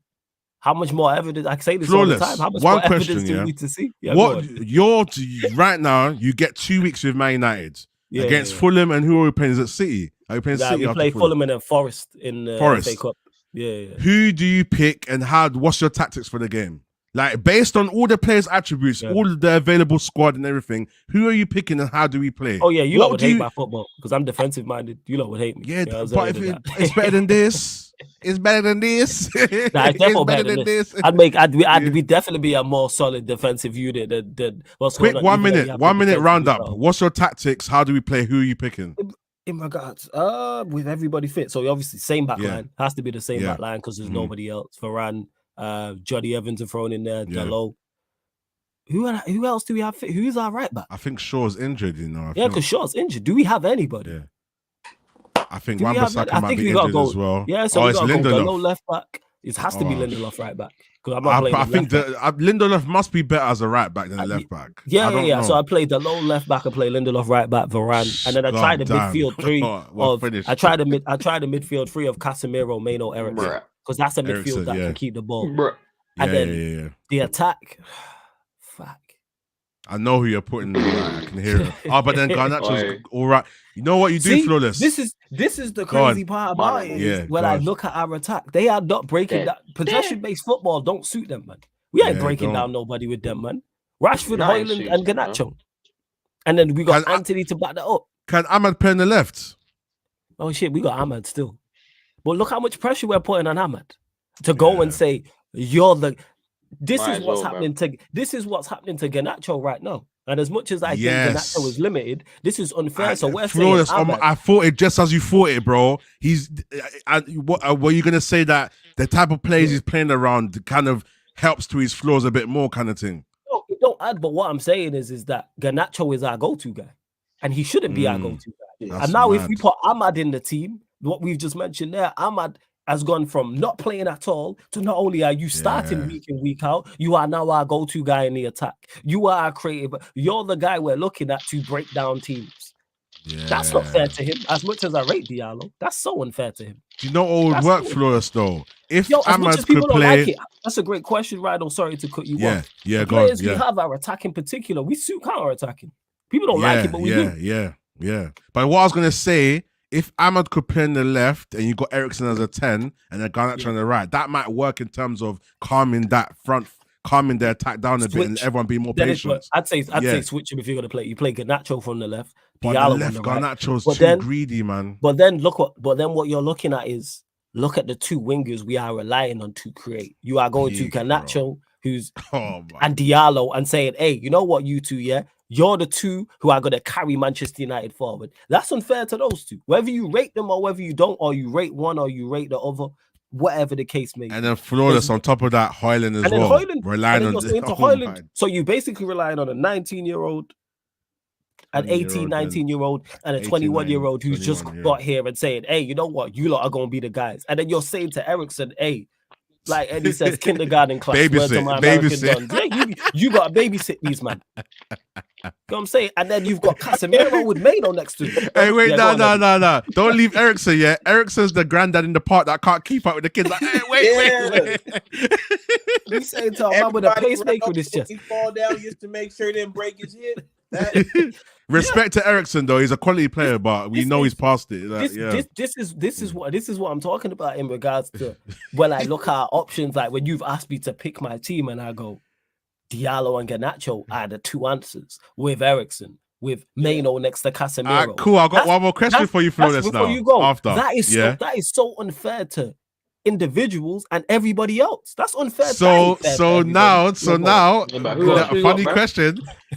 So do we have a bit more leniency for Ten Hag now? Maybe he's confused himself. No, you know why? No. I flip this. Don't try it. He thinks he got me. This guy, This guy, yo. Nah. You know the reason I don't? You know the reason why I don't? He signed Anthony, blood.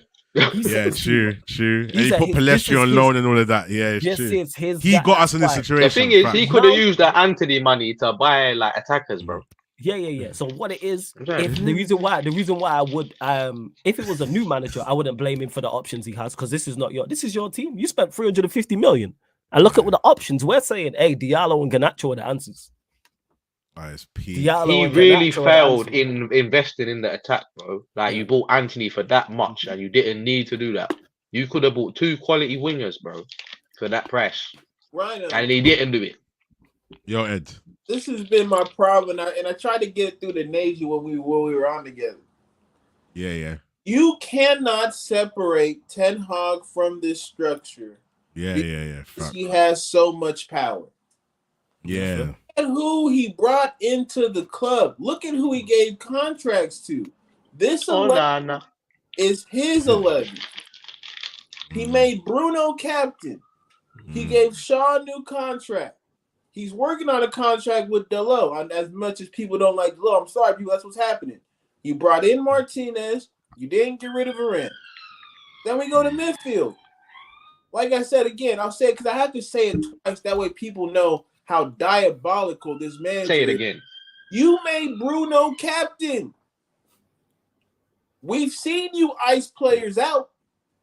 Shout out to Sancho out there in Germany. Say, I know you like that one, Danny. But big up, Sanch. Yo, boy, blood. Big up, Sanch. Cold deep. Big up, Sanch. Man, that you, bruv. My bros. He has put in 80 million on the right. He's put down 70 million down the middle. He gave Rashford. He made Rashford practically the highest paid player in the Prem.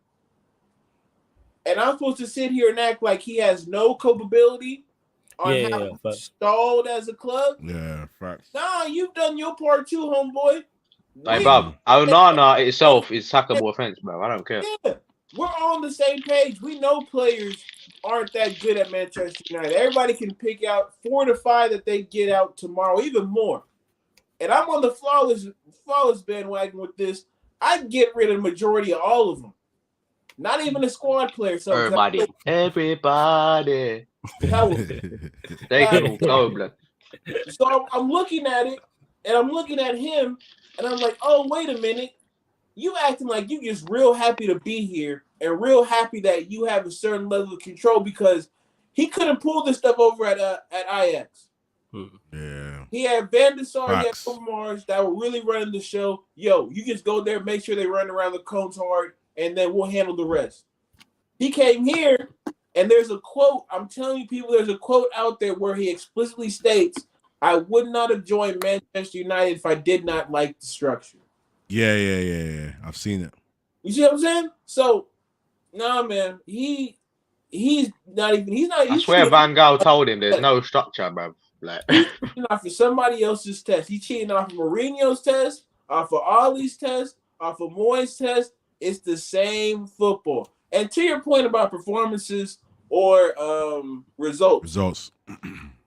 I would deal if I had Diego Simeone here before he made the change in football, where we're just sitting back, we're controlling the ball, we're not really being too expansive, but we're getting results. I can get that because I can see a clear plan of our defensive structure to what we do when we maintain possession.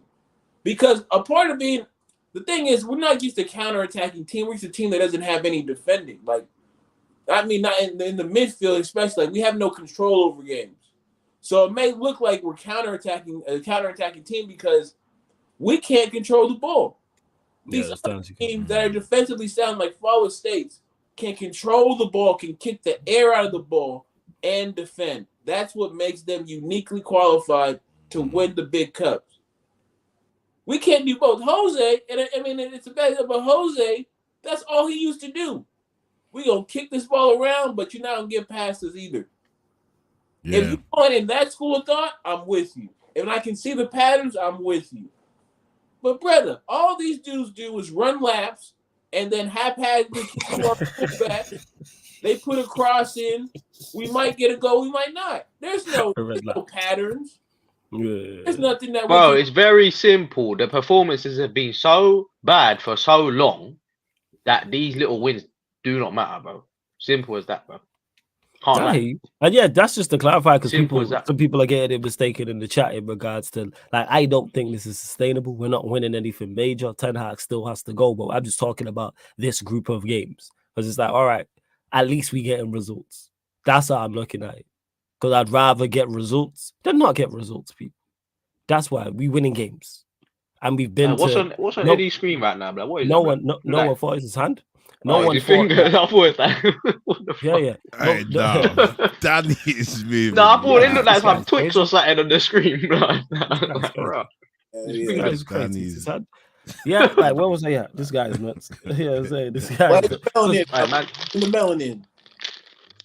There you go. What do you got? And I hear you, King. Big up to King in the chat as well. But yeah, like in this running, no one expected us to get these wins, myself included. No one thought we would actually. No, bro, I'm not surprised, bro. I'm not surprised. You expected us to win 4-4? No, what I do expect is Man United to be a yo-yo team. So I did. Oh yeah, we gonna go there. I'm not surprised that we've gone on this little streak, but then I won't be surprised when we drop off again, bro. Against Fulham. I didn't expect us to town. I'm not surprised, bro. I didn't expect us to beat Villa. Villa or Wolves, I didn't. I'm not surprised by anything, bro. I demand it because of how much money this dude has spent and how much we spent as a club and how much we put into this shit. I demand wins against everybody not named Liverpool and City. That's it. Everybody else, if we lose to them, I'm asking questions because of how much money we spend. And that's just it for me, Flawless. Like, people don't understand, like, a lot of these teams in the Prem aren't really that good. They just got a whole bunch of money, right? That's what I was gonna go to. Go on, Eddie. There's only two teams that spend a significant amount of money that are generally good, and they're at the top of the table. That's Arsenal and that's City. Them two spend money.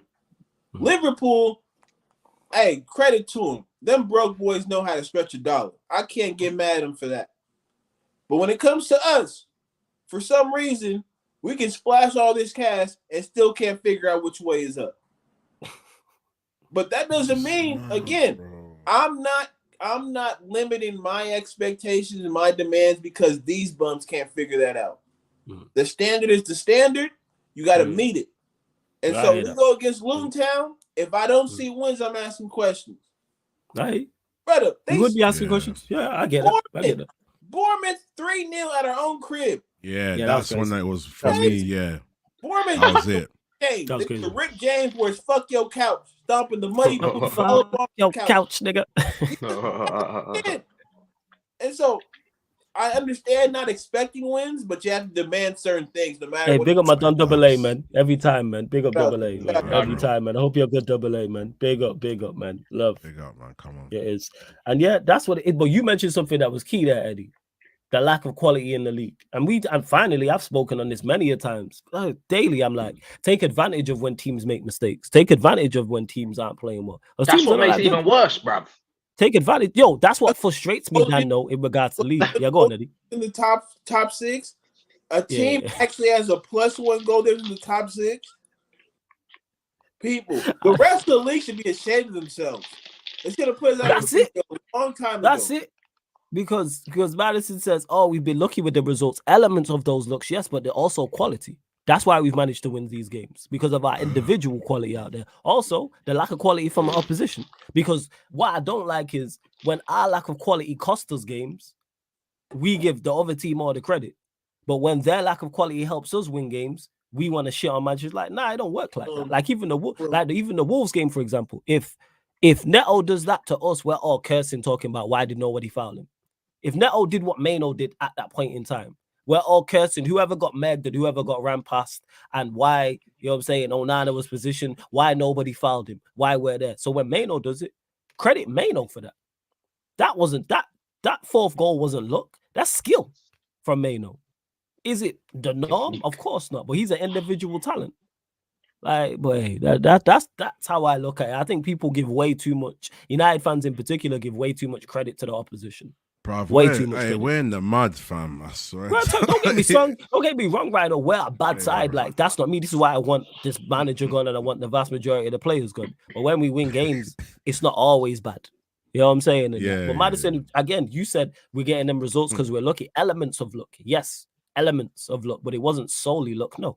It's because, like I said, our individual quality. Also on top of that. Also, the lack of quality from the opposition as well, and we took advantage of that. That's the way football goes. But we have to rely on the individuals, innit? That's the team we are now, bro. Yeah. We have to rely on McTominay. But we haven't been able to. But we haven't even been able to do that. You know what I'm saying? Hey, barely already, man. Barely. Hey, Double A. I'll send you the link now. You know you're more than welcome, man. Me, Castle, Sukasa. You let me know, Double A. Floor is yours. I know you be working, but we'll pattern that. I've been wanting to get you on the show, so let me know, man. We can pattern that, Double A. No problem whatsoever. No problem. Yeah, Double A knows. That's family. He knows he can get the link. You know what I'm saying? He knows, like 110%. But that's where it is. I don't like it, like the lack of man, the lack of like when we do something when we do something of quality, like an individual player, or even when we put together rarely that we do a good team goal.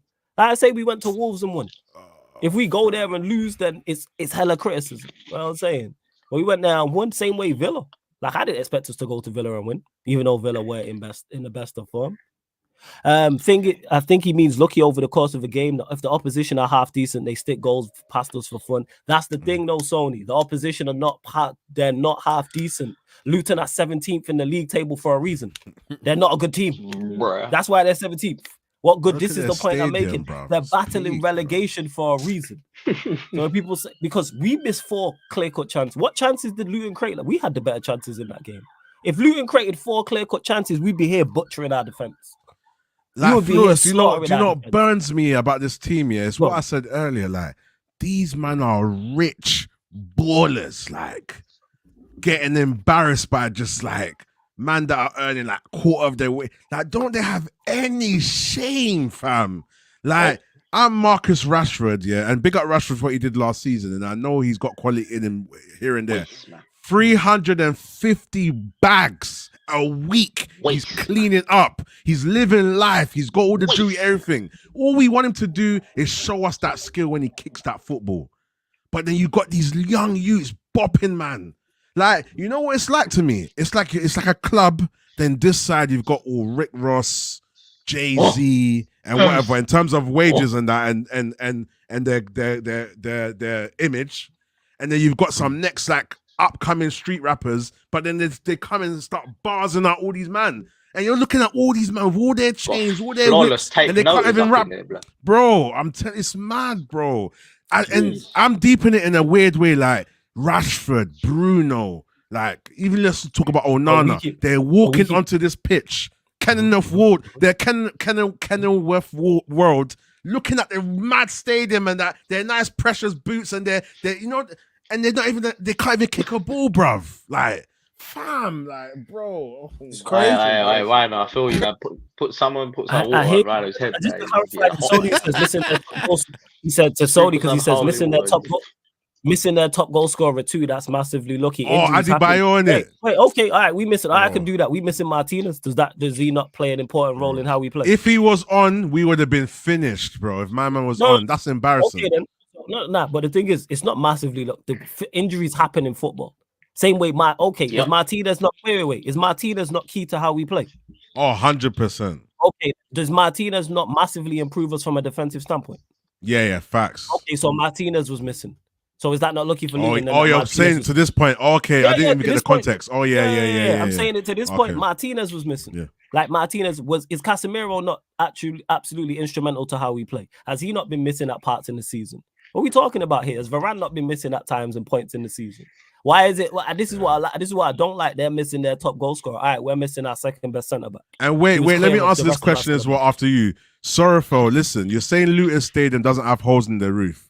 If you still add up how much that stadium costs and what our stadium costs, it's still there's still levels. So yes, there's mistakes in terms of the infrastructure, but it's still not, bro. That's like me saying that.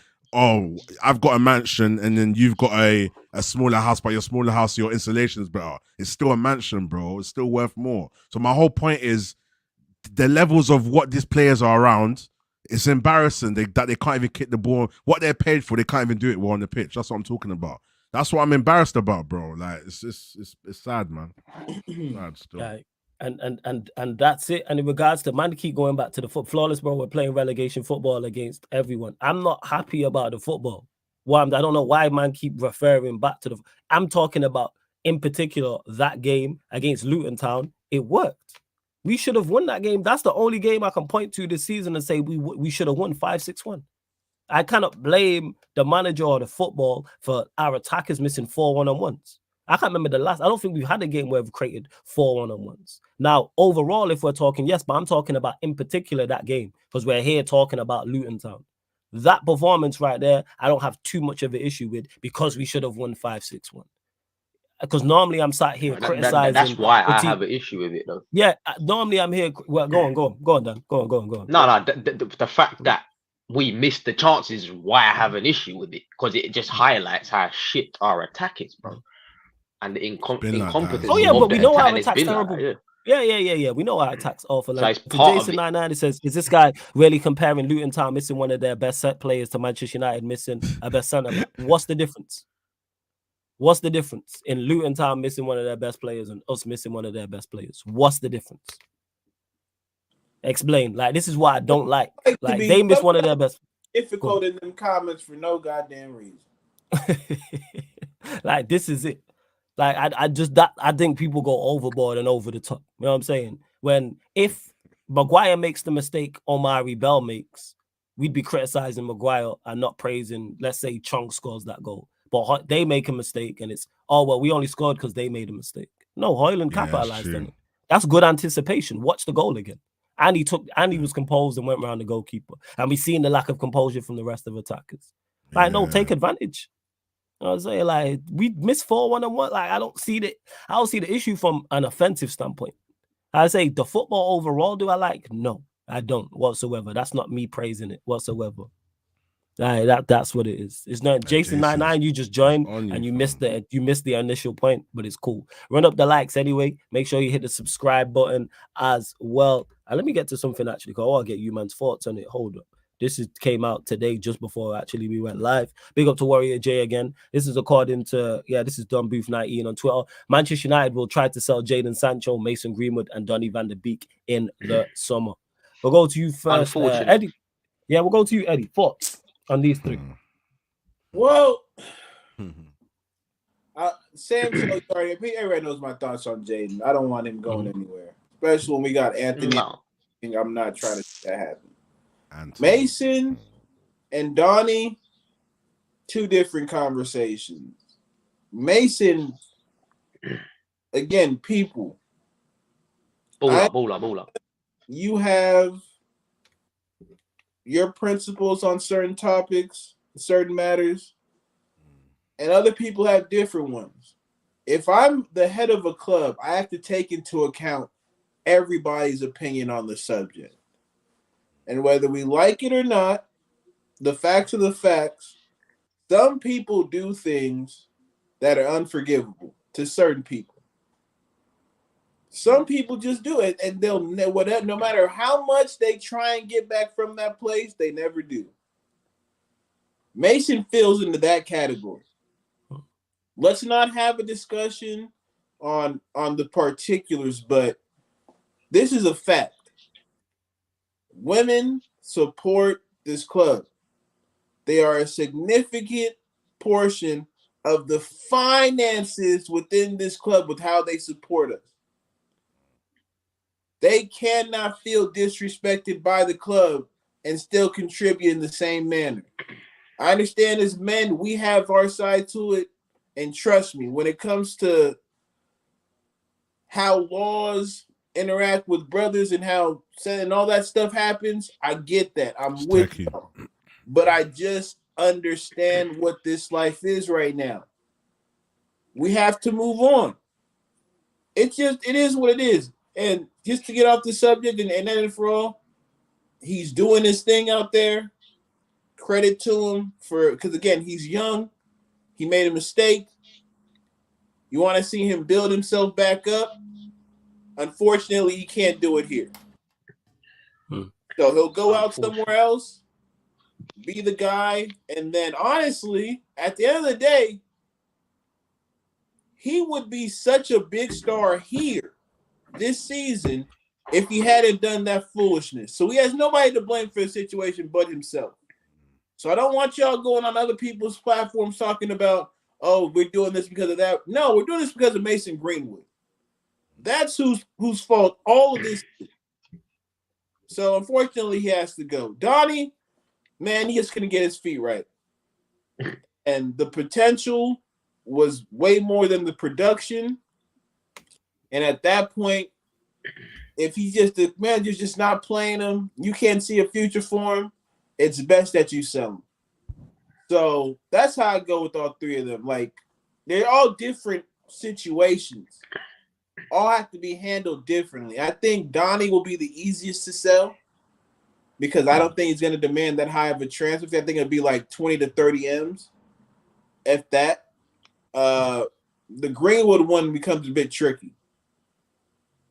Greenwood becomes a bit tricky because we'd all be a fool to say that he doesn't have unlimitless potential. Like, he could be. He's super talented. No doubt about it.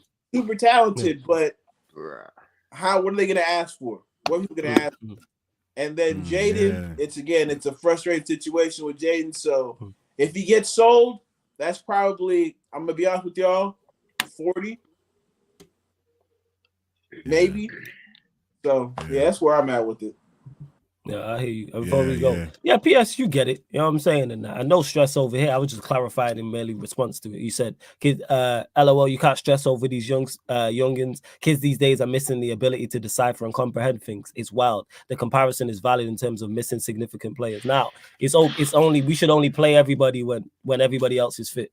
That's how it should be. We shouldn't take advantage when teams are missing their injuries happening. We should have waited till Adebayo. We should have postponed the game and waited until Adebayo was fit to give Luton Town a better chance of winning the game. I can tell y'all ain't stressing Kobe like that. Yeah, like that's what we should do. That's exactly what we should do. Wait till everybody's fit and firing and wait till they're in good form. That's what it was with Villa as well. Should have waited till Villa was coming off that 13-game unbeaten winning streak at home. We shouldn't have played them off of 2 losses. Was that fair? Like, I'm gonna take advantage. What we doing out here, man? This is professional sport. Injuries happen, form happens. Rhino, your thoughts on it as well? Sancho, Donny van der Beek, Greenwood. I pretty much agree with Eddie, man. Obviously with Sancho, I would keep him. And just in terms of what he brings, and I know he hasn't been good, to be fair, but towards the end of last season, I think we started to see some improvements and whatever. And just the whole situation is annoying. I don't agree with everything he done, but just generally what he could bring to the team and how he started the preseason, I was hopeful in it. But yeah, if we could keep him, I would, based on if we had a different manager as well, because we have to factor all of that in too. So yeah, sell him. Price, yeah, 40, 50 probably for lucky, because what the opposing teams are going to do is factor in the circumstances, and that's gonna be the basis of their offers as well. Same as MG11, I'm gonna call him. You feel me? Like with him, he's definitely a talented footballer. He's that league's too easy for him. Let's be real. That league's too easy for him. I think it's gonna be a hard balance between the marketing and the branding behind him, the negatives between that behind that and his quality on the pitch. That is really neck and neck, because he's really good. But at the same time, the image is really bad. So it's like, how much can we really get for him? Realistically, if you're looking at how good he is on the pitch, he's probably at least north side of 80 M's, 90 M's, like maybe even more, because he's both-footed, he's very skilled. So realistically, if he didn't have all the negative side to him, he's worth a lot on the pitch. He must be. You know, there's not a lot of wingers that can do what he can do. So it's going to be a hard balance between that. So I don't know how much we could get for him still. Donny van der Beek, I'm quite against most people's opinions with him. I feel like the Prem was not, I think he just wasn't good enough for the Prem. I can understand the whole arguments with he didn't get a run of games and all of that. And I understand that different players have different circumstances. Some players are like Kobe, they come in and they're good straight away. Some players need a run of games. Some players have to adapt, whatever. Fair enough. But I just feel like where is he at now? His loan at Everton didn't go well. His current loan's not going well. I think I don't know if he's been dropped or he's had a few mad situations. There's too many chances he's been given and he hasn't shown enough. So if we can get a bit of money for him, fair enough. So yeah. If this was a conversation about skill, I would keep the first two, and Donny, maybe I'm not too keen on Donny, and I just feel like he's not it, because of especially what we're seeing on the pitch now. Those two, the first two, would make so much difference, but there's obviously mitigating circumstances around them in terms of what's happened. So yeah, man, we just got to move on and just replace them, man. So realistically, yeah, they can all go. Hopefully, we can get good money for them. And it's funny because I wanted to ask you guys as well, after Danny asked this question, what do you think Brailsford and Barada and all of these guys are thinking? What kind of changes do you think they want to make? Because it's going to be very interesting to see how we move forward and the direction we go forward in. Like, are we going to start getting rid of players first? Are we going to start, what are we going to do more? Because Manchester United, the biggest problem we've had, and I think what would impress me next, if we start to get rid of players, I'll say, yep, you know what? This direction we're going in is definitely probably more positive than I would think. If we start to see the play, because we're starting to see a lot of changes that are very positive. If we start to see players going like that, I'm going to be like, yeah, these men are about it still. So, yeah, man, we'll see. No, first, what are you saying, Danny, in regards to these 3 players? Man, I think it's very unfortunate that it's come to this, like in terms of each of them individually, like what Rhino's saying, there's all different circumstances for each one as to why it hasn't worked out. Ultimately, for whatever reasons, it's in everyone's best interest if they're all sold, isn't it? Simple as that. And we can recuperate, get some money for them and then rebuild. You know what I'm saying? But It's very unfortunate because, look, let's be real, yeah? Let's just be 100% real. With Mason situation, yeah, that was a madness. But to be honest with you, it's so unfortunate, bro. That I'm so like, there's so many emotions in that one for me. Yeah, I'm like disappointed. Yeah. I'm sad. I'm like, angry, I'm annoyed. I'm he like messed so up many still. things with that situation, because the facts are we need him, bruv. Like he is like a generational, like he's a major prospect messed player, up like, still, man. and he always Messed has up. been, and he's our best striker, really. Like I can't even lie, like he is our best striker, bro. Like I can't even lie, but he's been that. He's in the same mold as Maino and that type of player who is just, he's certified, bro. There's no denying the talent. You know what I'm saying? So it's just very unfortunate with the situation with him. And Eddie was talking about it and stuff, and he raised a good point about the women and the business and the image side of things. It would make sense for Man United to obviously sell him because you can't tarnish the whole sort of. But at the same time, I'm just like, it raises so many other questions though, in terms of obviously we live in the cancel culture now. We're just cancelling everyone for this and that, and there's probably in a lot of cases it's good reason to do that. Do you know what I'm saying? But there's also other factors, man. Like, 'cause some days I think to myself, like, like the boy is young. It's not an excuse though for what he done and that. But then I think also it's like other players out here have done madnesses and they're still playing and that, and everyone's forgot about what they've done type thing. So I don't really know where I stand with that, man. Like, it's a very tricky situation, man, because it's like at the same time, do we care about, like, if someone is apologetic and can we forgive everyone or not? Or I don't know, man. I just don't even know, bro, with that one. I don't even know what the answer is. I mean, yeah, I don't know, man. It's just sad, man, because I'm someone who likes to give people a chance and stuff if they F up. Like, I'm not really here for this cancel culture shit, but obviously depending on what it is, innit? And yeah, I just think, I don't know, man. It's a tough one, man. A big up to what you Leon in the chat here, out here trolling. But make sure you lot subscribe what's to he Unleashed Sports. And after Flores, I want to answer Sonny's question after you said what you said. But yeah, ultimately, you lot, I think obviously it's in everyone's best interest for them to all be sold. Like Rhino said, Van der Beek hasn't stamped any authority. He's been on loan and that. It just hasn't worked for him.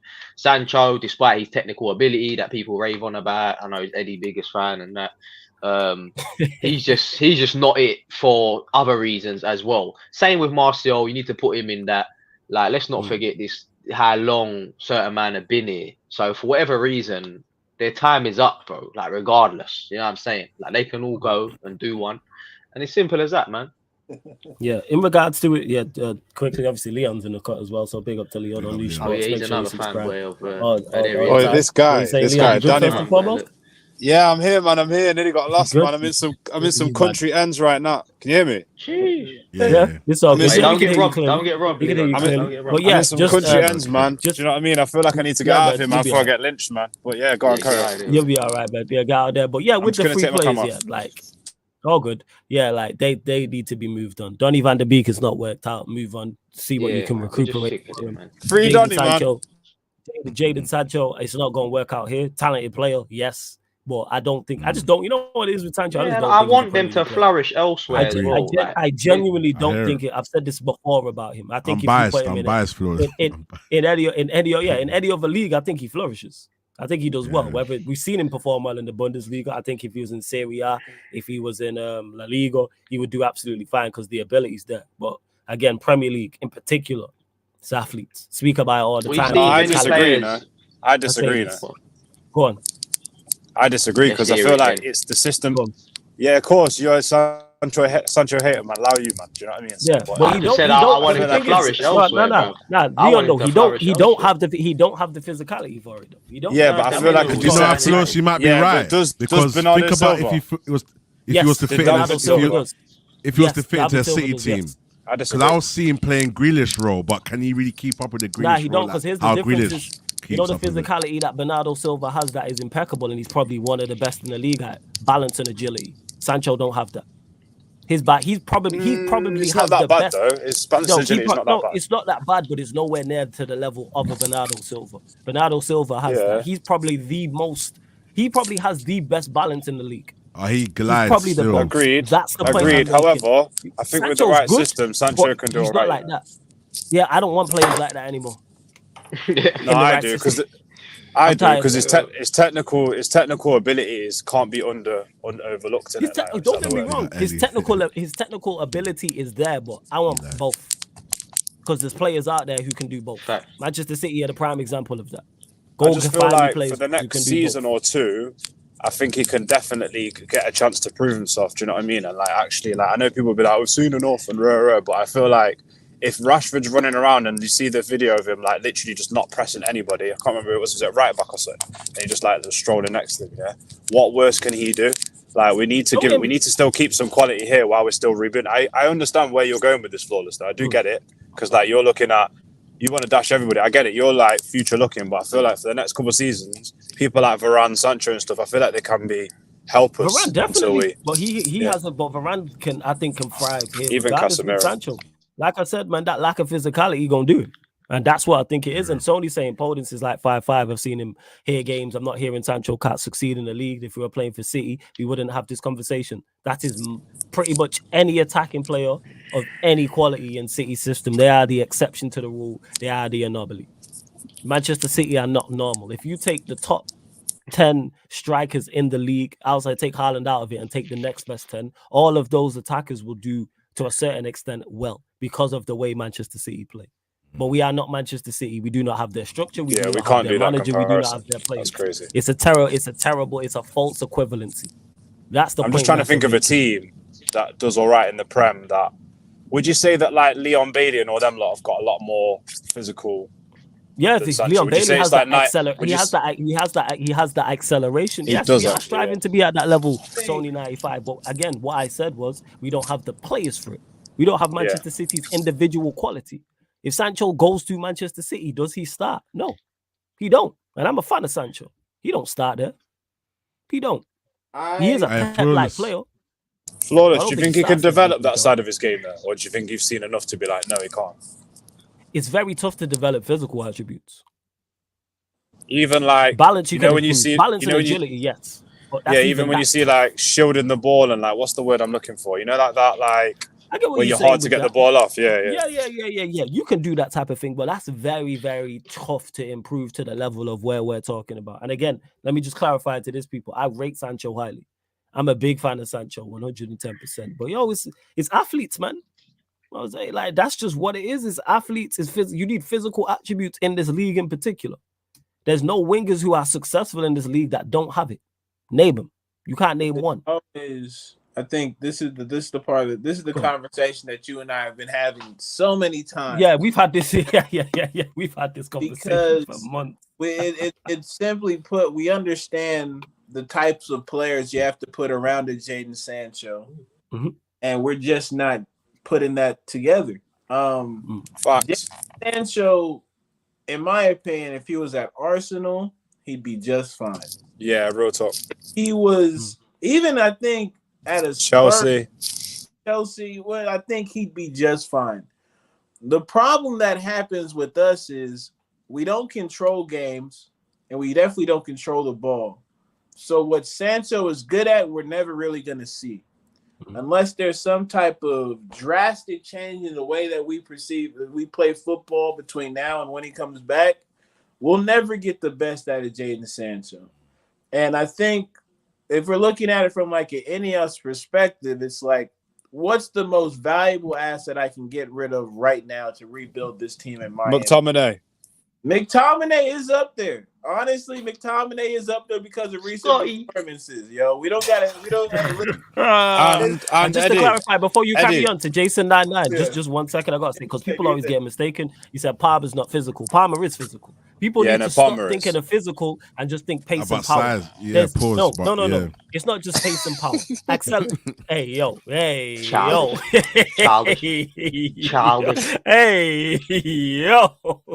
Childish, man.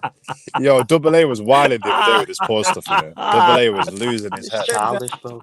I said nothing, but brother, Rhino, you're going too far with it now, Rhino. But just to clarify, people need to get this. Jesus. Splash the holy water.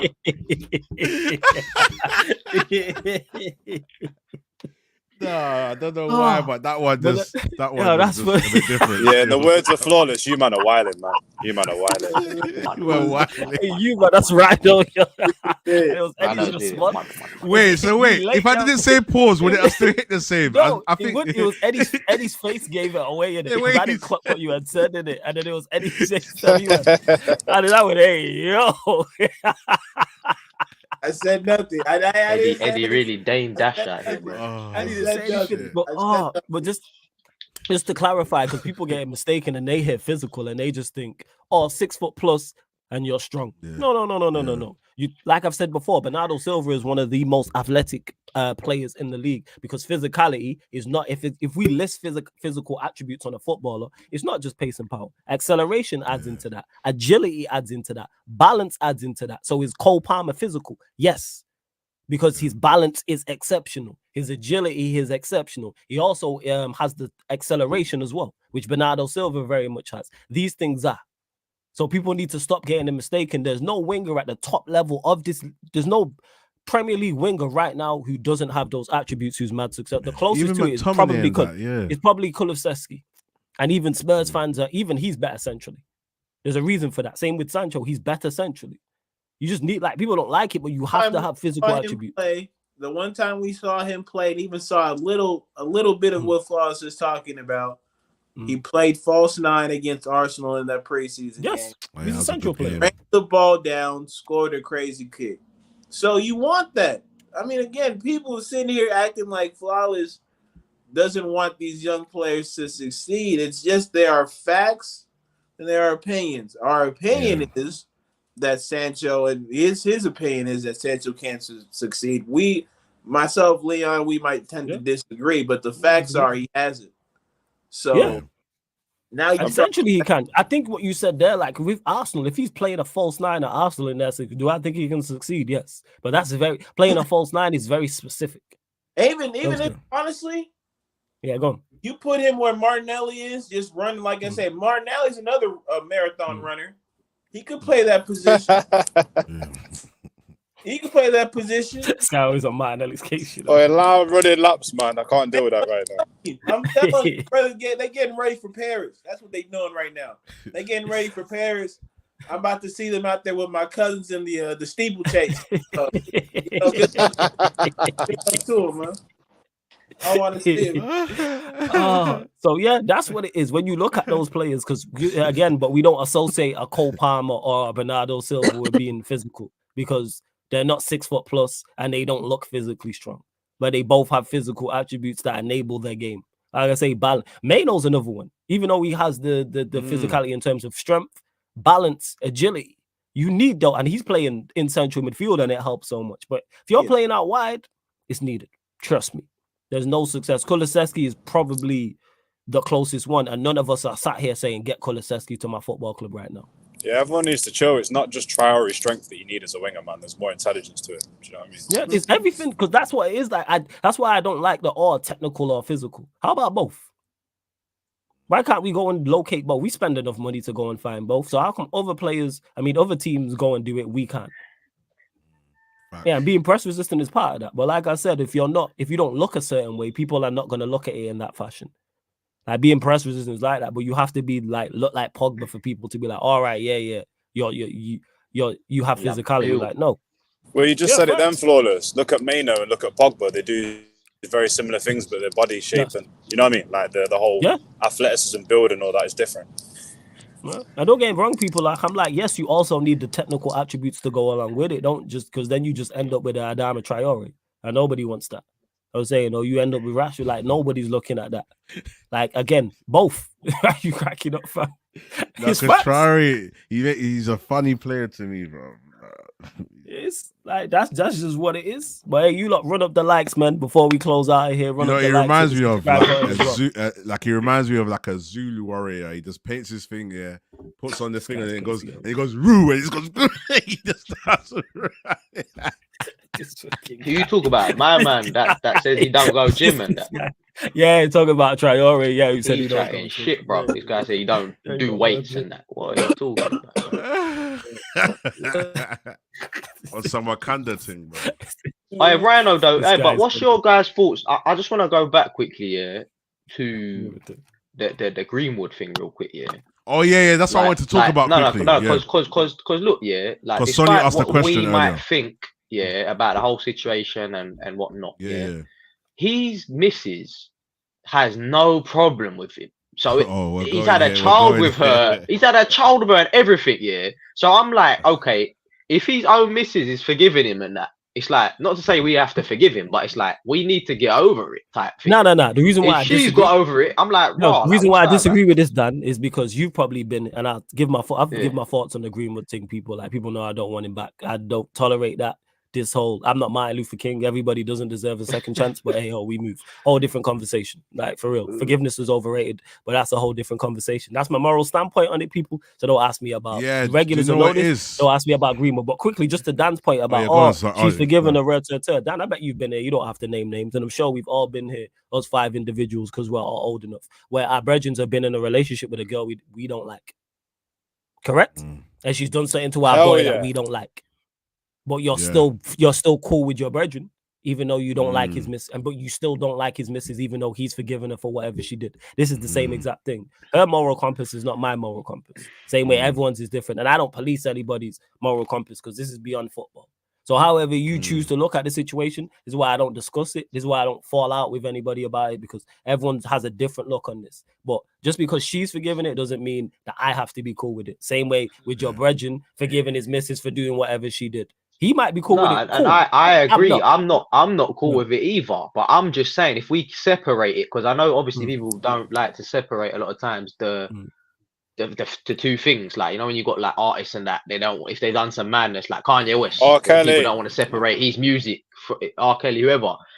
Fact is though, Kanye West makes flipping bangers. Like, he's a good artist. So I'm fortunate enough not that I'm just fortunate enough that no artist that I like that has been involved in anything. I am a Kanye fan. I'll listen to Kanye's music. No way. Yeah, but the thing is, do you know what it is, Dan? To their own, but go on. Yeah. Dan, do you know what it is with this? It's obviously it's a sensitive subject, but what it is for me is if I remove my feelings from it, it don't matter how I feel. This is what you have to do. Okay, cool. You just have to look at it like this. It's all about perspectives, isn't it? Like, you don't have to fully agree. Like Flora said, everyone's got different moral compass. But put yourself in the perspective of if that was your sister. Because I feel like it's easier to do that. If it was someone that you care about, would you still look at it the same? If you know you look at it the same regardless of whether it's your family or not, then you know where your moral compass is at. Because but the thing is, it's context, isn't it? My man is just playing football, bro. Like, I don't personally know the guy, or I don't have to like the guy, but he's just playing football. Well, this is my thoughts on this is my thoughts on anybody who does. It's branding nowadays. We're in that era of branding as well. I hear that, but then you have man like Giggs like doing a madness to people. Back then wasn't the same. Exactly, but he's still playing. And also, and that's the thing, the myth. This is the myth that I want to kind of dissolve quickly, because Sonny was saying this. He's saying something about Marcus Alonso. Whatever I'm aware of, I'm gonna have the same energy.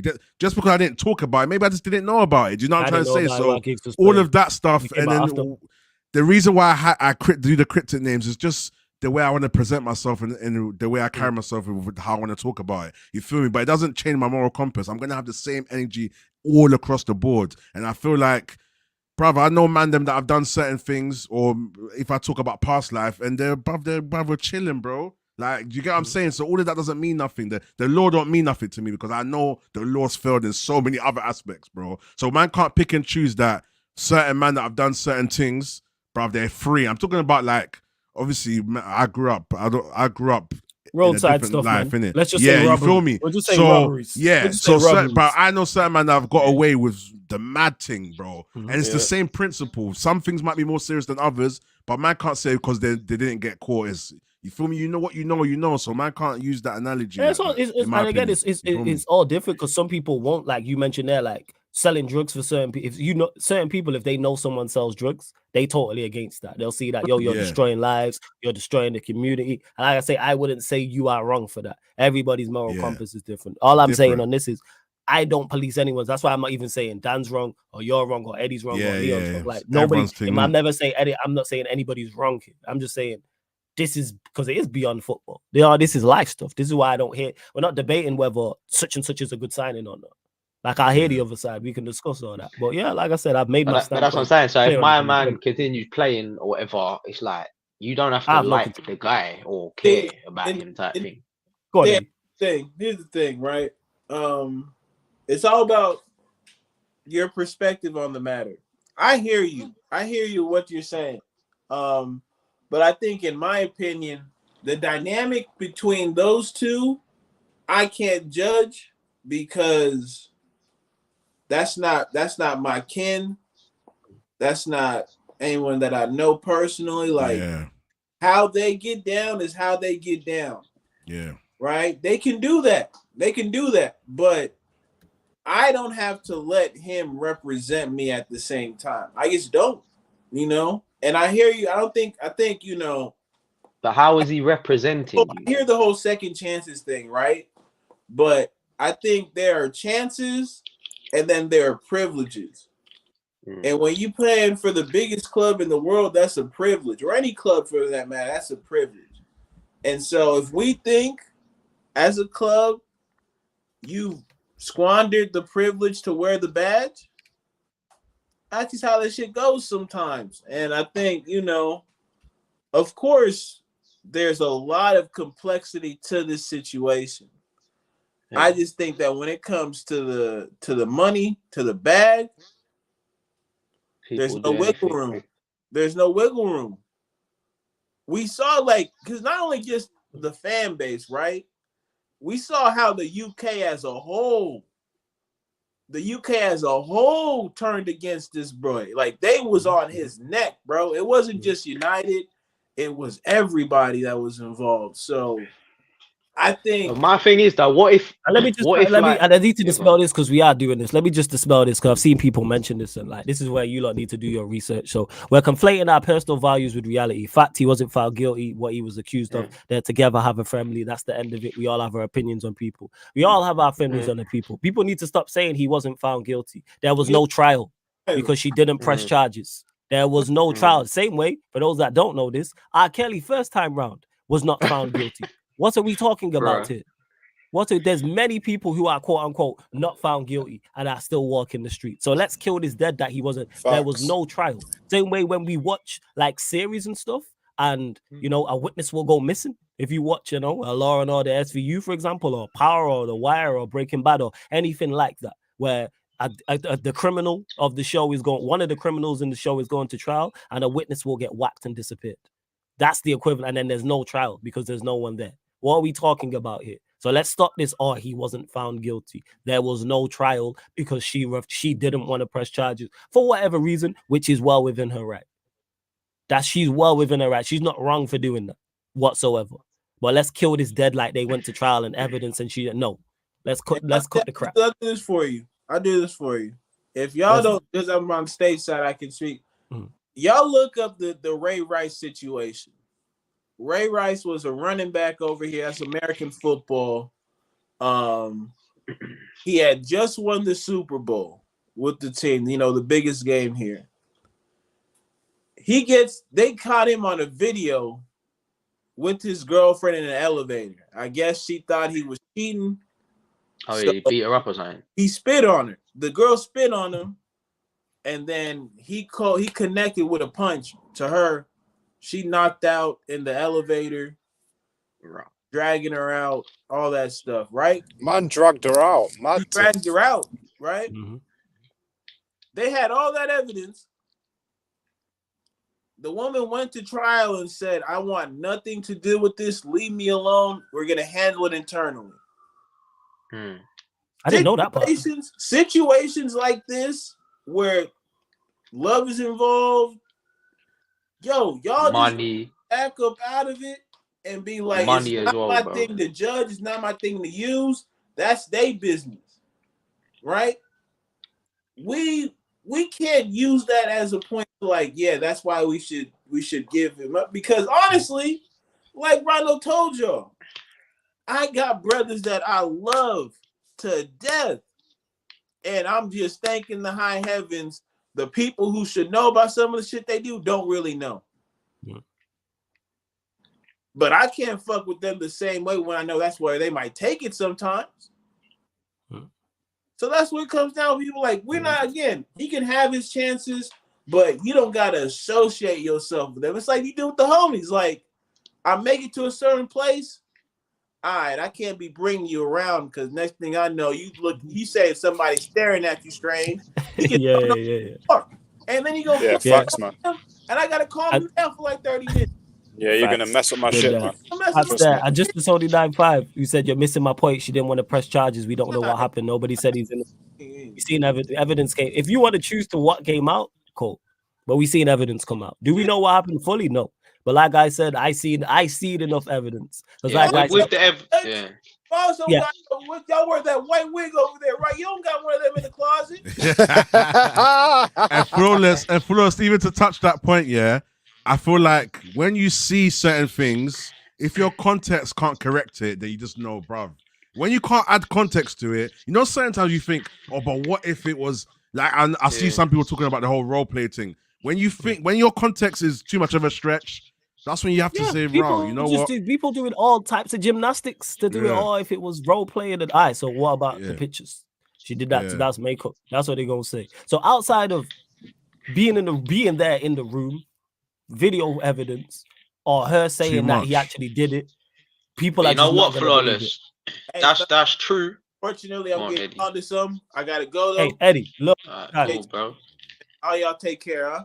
Yo, Eddie, big up, man. Free Sancho, big up, my brother. Any Rhino Flowers, my G's, bro. Y'all hit that man. Comment section, man. Real shit. Love. I was gonna say flawless, yeah. Go on, you go. Go on. No, I was gonna say first. It depends how you want the future of your club to look at, like as well. Because, like, let's just say, for example, that's from their perspective. Whose perspective? No, I'm saying like there's so many different angles. Because, like what Eddie was saying, for image type side of things, and like Man United can't do it. They can't keep someone like that. They can do. They just spin it off. Like, they can spin anything. Like, this our club shameless. Do you know what I mean? So but it's not in their best interest, like, to do that. Do you know what I'm saying? The storm will pass. It depends how shameless they are. I think for me, I'm split between it because I can separate the footballer from the madness and stuff like that. But at the same time, part of me is like, if we want to set a reset on this club, remove a lot of the players out of it, and we want to start again, is it the right message to do that? Do you lose somebody who could go on to do something amazing in football? Yes, but at the same time, it's like, what message do you want to pass on to the youth? What message do you want to pass on to your team? Like, a man them going to change. I'm going to look at him and be like, yo, you're a bum. Other way though, but you can look at the other way where some would argue, like, whether you agree with it or not. It's like some would argue, like, what about forgiveness and giving people another chance and stuff like that and stuff like that. There's always two sides in it because we're in the generation now of cancel culture, and then but then when do we allow someone to move on then? Like, what? So no one can ever move on from any wrongs they do, like, or it's a tough one, man. Because it's like, I like to think I'm someone who, you know, I feel like people should, if they need to go to prison, do their time, then cool, do their time, and when they come out, then they're out now. They've done their time type thing. Do you know what I'm saying? I know people that have been in that. They've done their time and now they're better people. Like, they've learned from the mistakes they've made type thing. Yeah, but the average person doesn't know whether you have changed. Just because you come out and you walk out that prison door doesn't mean that you have changed as a person. Of course. But I've seen certain changes in that with some people that I know in that. Like I said, it depends on able to. Yeah. To me, it depends on your moral compass and where you're at. Really. Yeah. No, but even if it's against your morals and that, at some point, because then it's like, even with yourself, say if you've done a mistake or done something, you would want certain people to be able to, if you have moved on and you're a much better person and you've grown from stuff and that, it's you would want certain people to accept that. Do you know what I'm saying? From a selfish perspective, yeah. It depends on the type of thing. It depends on what it is. If I do something heinous, I lose that privilege. You know, when I hear that word, I swear that I said dum dum. No, that's, you know, when there's a little the crimes or something. I swear that word is. I just think of Law and Order, bro. Yeah. To add to what Flawless is saying, I think it depends. I was going to say it depends on the type of thing, because with this one it can be quite. If you're a player in the change room and you've got a sister who's maybe had this situation where she's come back from a party and she's gone, that could have happened to me. I could have got raped tonight, or so anything could have happened to me. You're not going to rate my man at all. You're not going to want to be around that environment. Do you get what I'm saying? Yeah, that's what I said. The perspective. It's so different to like if you're out here and you're doing road work or whatever, yeah. Then people do wrong things for the right reasons all the time in them kind of environments. You know what I'm saying? But with this one, it's like 100%. When it comes to what were you doing, bro? Do you know what I'm saying? Like, why are you? Do you get what I'm trying to say? They've got a Man United women's team they're trying to push as well. Are any of them going to rate this? Yeah. You see that? Yeah, that's hero that. But hey, before we close out, you lot make sure you run up the likes, hit the subscribe button, subscribe to the man them as well. Rhino, Leon, Dan, all their links for their channels are in the title. Yeah. You say Rhino MGTV or Leash Sports, Dan Sillyman. All the links are in the titles. You click the links and it opens up new tabs, people, and you can go subscribe and find all their socials as well. And someone did ask, actually, I get predictions for the man them for the Fulham game as well. But you asked this earlier. Someone mentioned it. Gil now says Flawless is on a Sancho watch tonight. Yes, we will be doing the PSV versus Dortmund. I think it's 8 p.m. kickoff. PSV Dortmund. Who else is playing tonight, though? Someone else is playing tonight. Atletico Madrid. Inter and Atletico. No, Prem, isn't there Prem tonight? City Brentford. No, you're not allowed to do a Sancho watch, man. You just said my guy's not good enough. He's not physically strong. You can't watch my guy. I'm locking in. Yeah, sure. So yeah, Twitch people, we're over. PSV versus Dortmund round of 16, first leg live on the Twitch. That'll be the watch along, and then we're back here midnight UK time for the Manchester United Manchester City show. So first, Man United crossover, Man United, Man City. Me and my boy Vader be talking all things Manchester United, talking all things Manchester City. And when I messaged him yesterday, he said he has a lot to say. Obviously, people have been talking since City's draw with Chelsea, so they are going to have plenty to say in regards to that. So yeah, Dortmund PSV over on the Twitch, and then after that midnight UK time, Man United, Man City show, and then we'll run some clubs actually straight after that over on Sarcasm City TV. Yo, Flawless, run that back. Run that back. Can people hear the work ethic? Just run that schedule back again, because this guy's. Remember Rhino? What I said to you the other day is, yeah, you finished your thing the other day and you was like, oh, who's still online? Yeah, Flawless. Flawless. Yeah. It's a flawless work ethic. Done. Appreciate it, man. Appreciate it. Respect all the time. Seriously.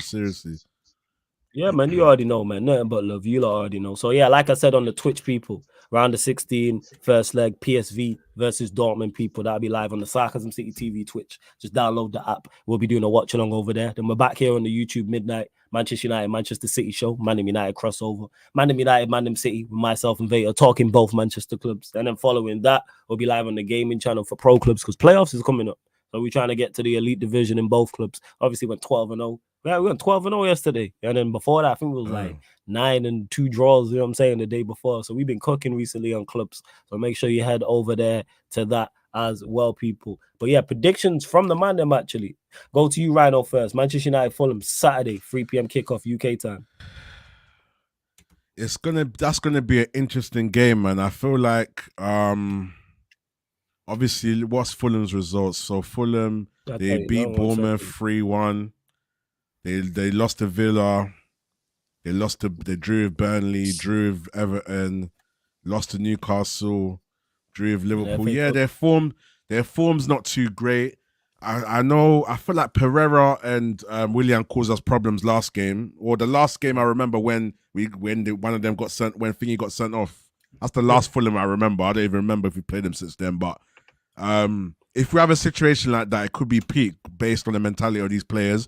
Are we home or away? Home, South Trafford. We're at home. Even though that doesn't always make a difference. That don't matter this season. Yeah, it's true. But it might count for something. It's going to be an interesting game. Prediction. Cool. A few games we've scumbagged our way through. We've got a good run of form.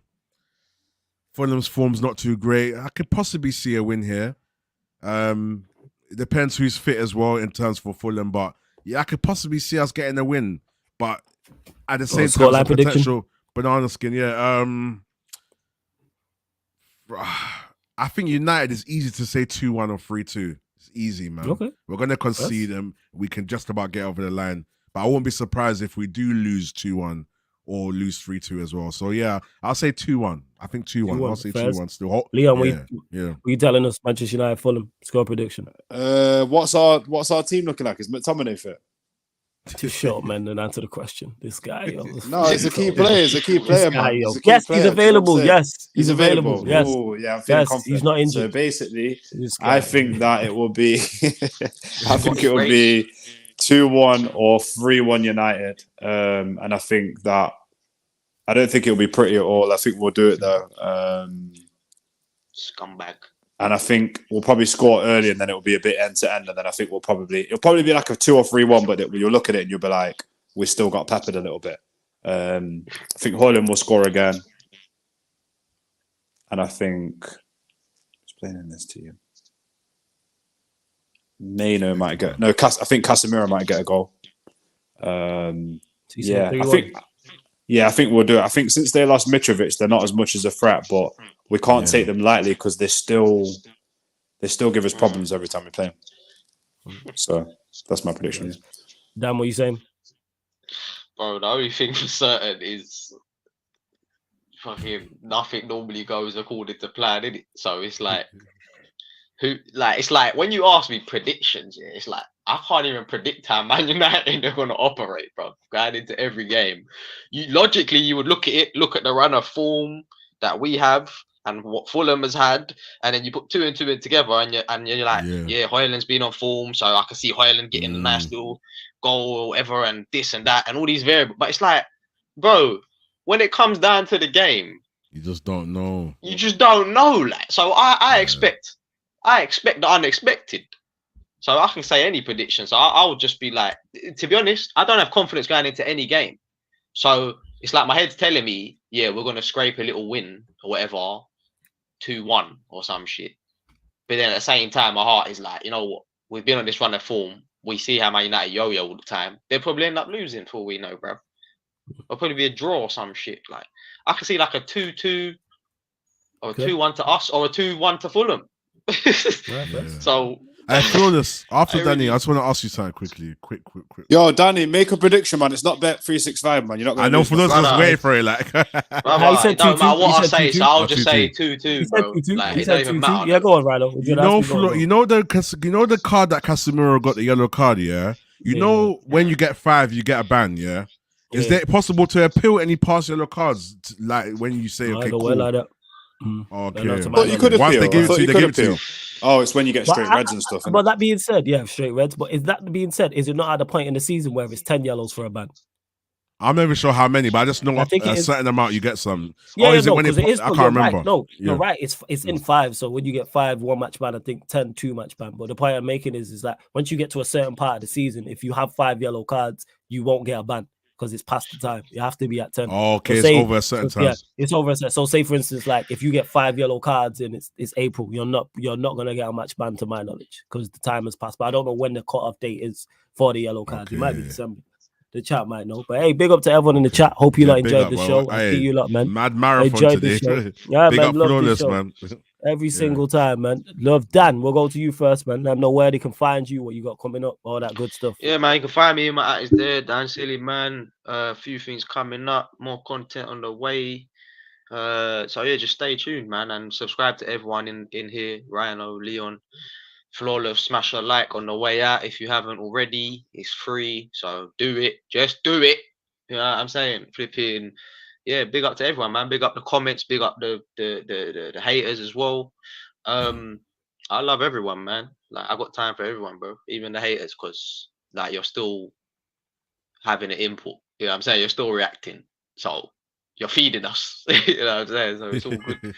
But yeah, big up to everyone, man. Sarcasm City, we're here. You know what I'm saying? And again, man, hopefully we get a win against Fulham. But again, who knows, man, with this team, man. Yeah, man. Big up. Yo, Leon, I don't know what you got coming up. I know you're a busy man.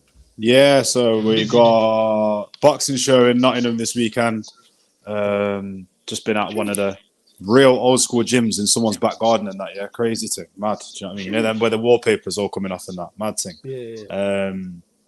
And I'm filming. I've got a few bits coming out on my social, so check me out. Leon's Reality. I've got an Afrobeats night with YC. He's apparently a big artist in the UK. I don't know who he is. What? I'm looking at that's cool. Check Rhino. Hit the like button. What does that say? I can't see. It says like button. Yeah, that's fine. I was meant to say smash the like button, but I couldn't move it quickly. I was just being, It's calm, man. Smash it. Sorry, Leon. Yeah, it's cool, man. I don't interrupt you, but it's cool, man. But yeah, no, I'm joking. Yeah, I got Afrobeats. Do you not know an artist called YC? YCAA Afrobeats. Oh no, I know YV, but not YC. Okay, so a little thing with that, and then I got an open mic night tonight. Like it's called Vibe City in Nottingham, where it's like R&B and that emerging artists come through. So I'm about to go to that now. Say again. I said love that.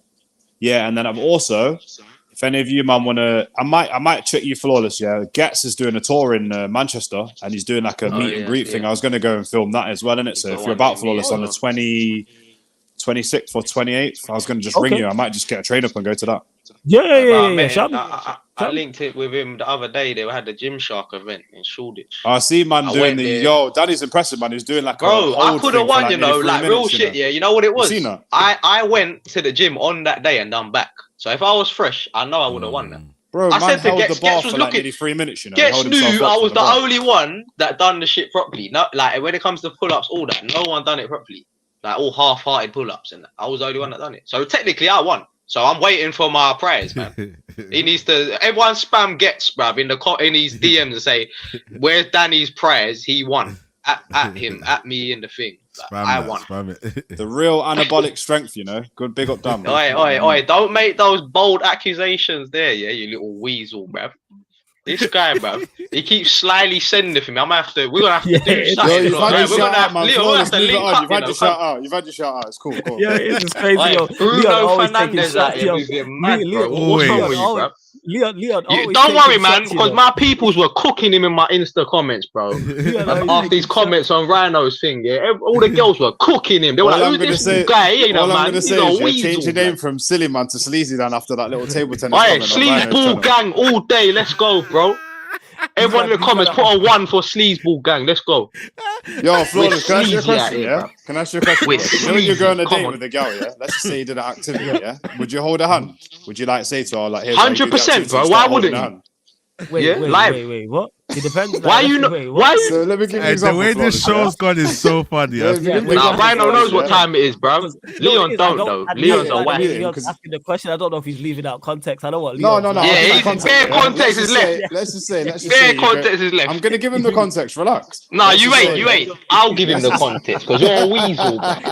You ain't gonna give him the context. Let's just say, yeah, you taught the girl how to play table tennis. Here's the context. Fair enough, yeah.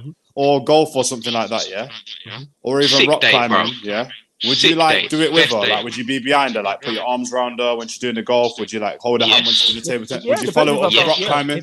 Big up, Flawless. He said, "Yeah, hey, Leon, you're waste." Nah, it depends if I feel comfortable enough with her like that. Yes, exactly. Yes. Yeah. Exactly.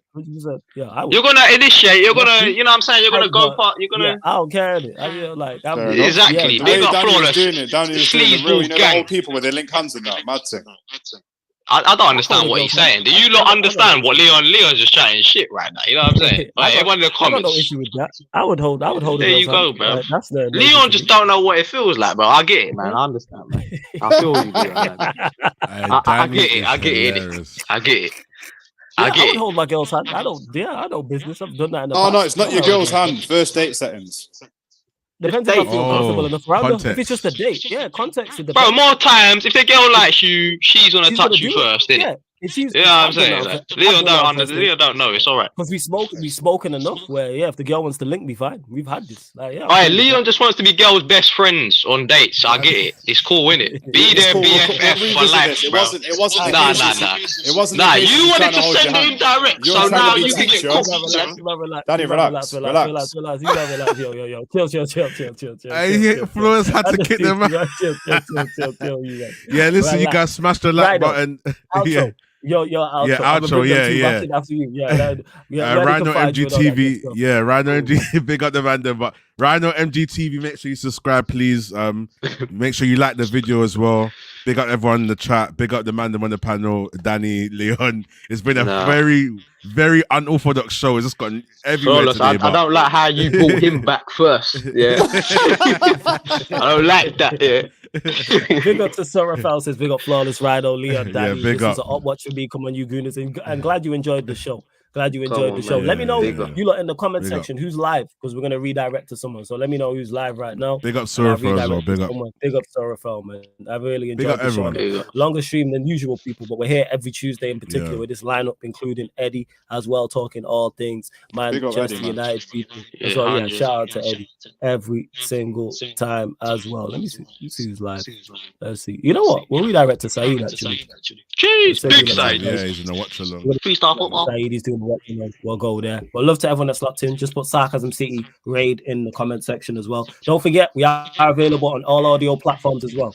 Spotify, iTunes, Apple Podcasts, SoundCloud, wherever you listen to podcasts, wherever you stream music. If there is a podcast section, we will be there, people. So make sure audio, all you Spotify users, everyone who has Spotify, even if you don't listen to a podcast on Spotify, follow us and 5-star us is free. Do that. Rating, Same with all you iPhone Make users. sure people. If you got iTunes there, man, 5-star us and leave us a review. Same with SoundCloud as well. But love to everyone that's locked in. This has been the Man United podcast live on the Sarcasm City TV YouTube. Big up for tuning in.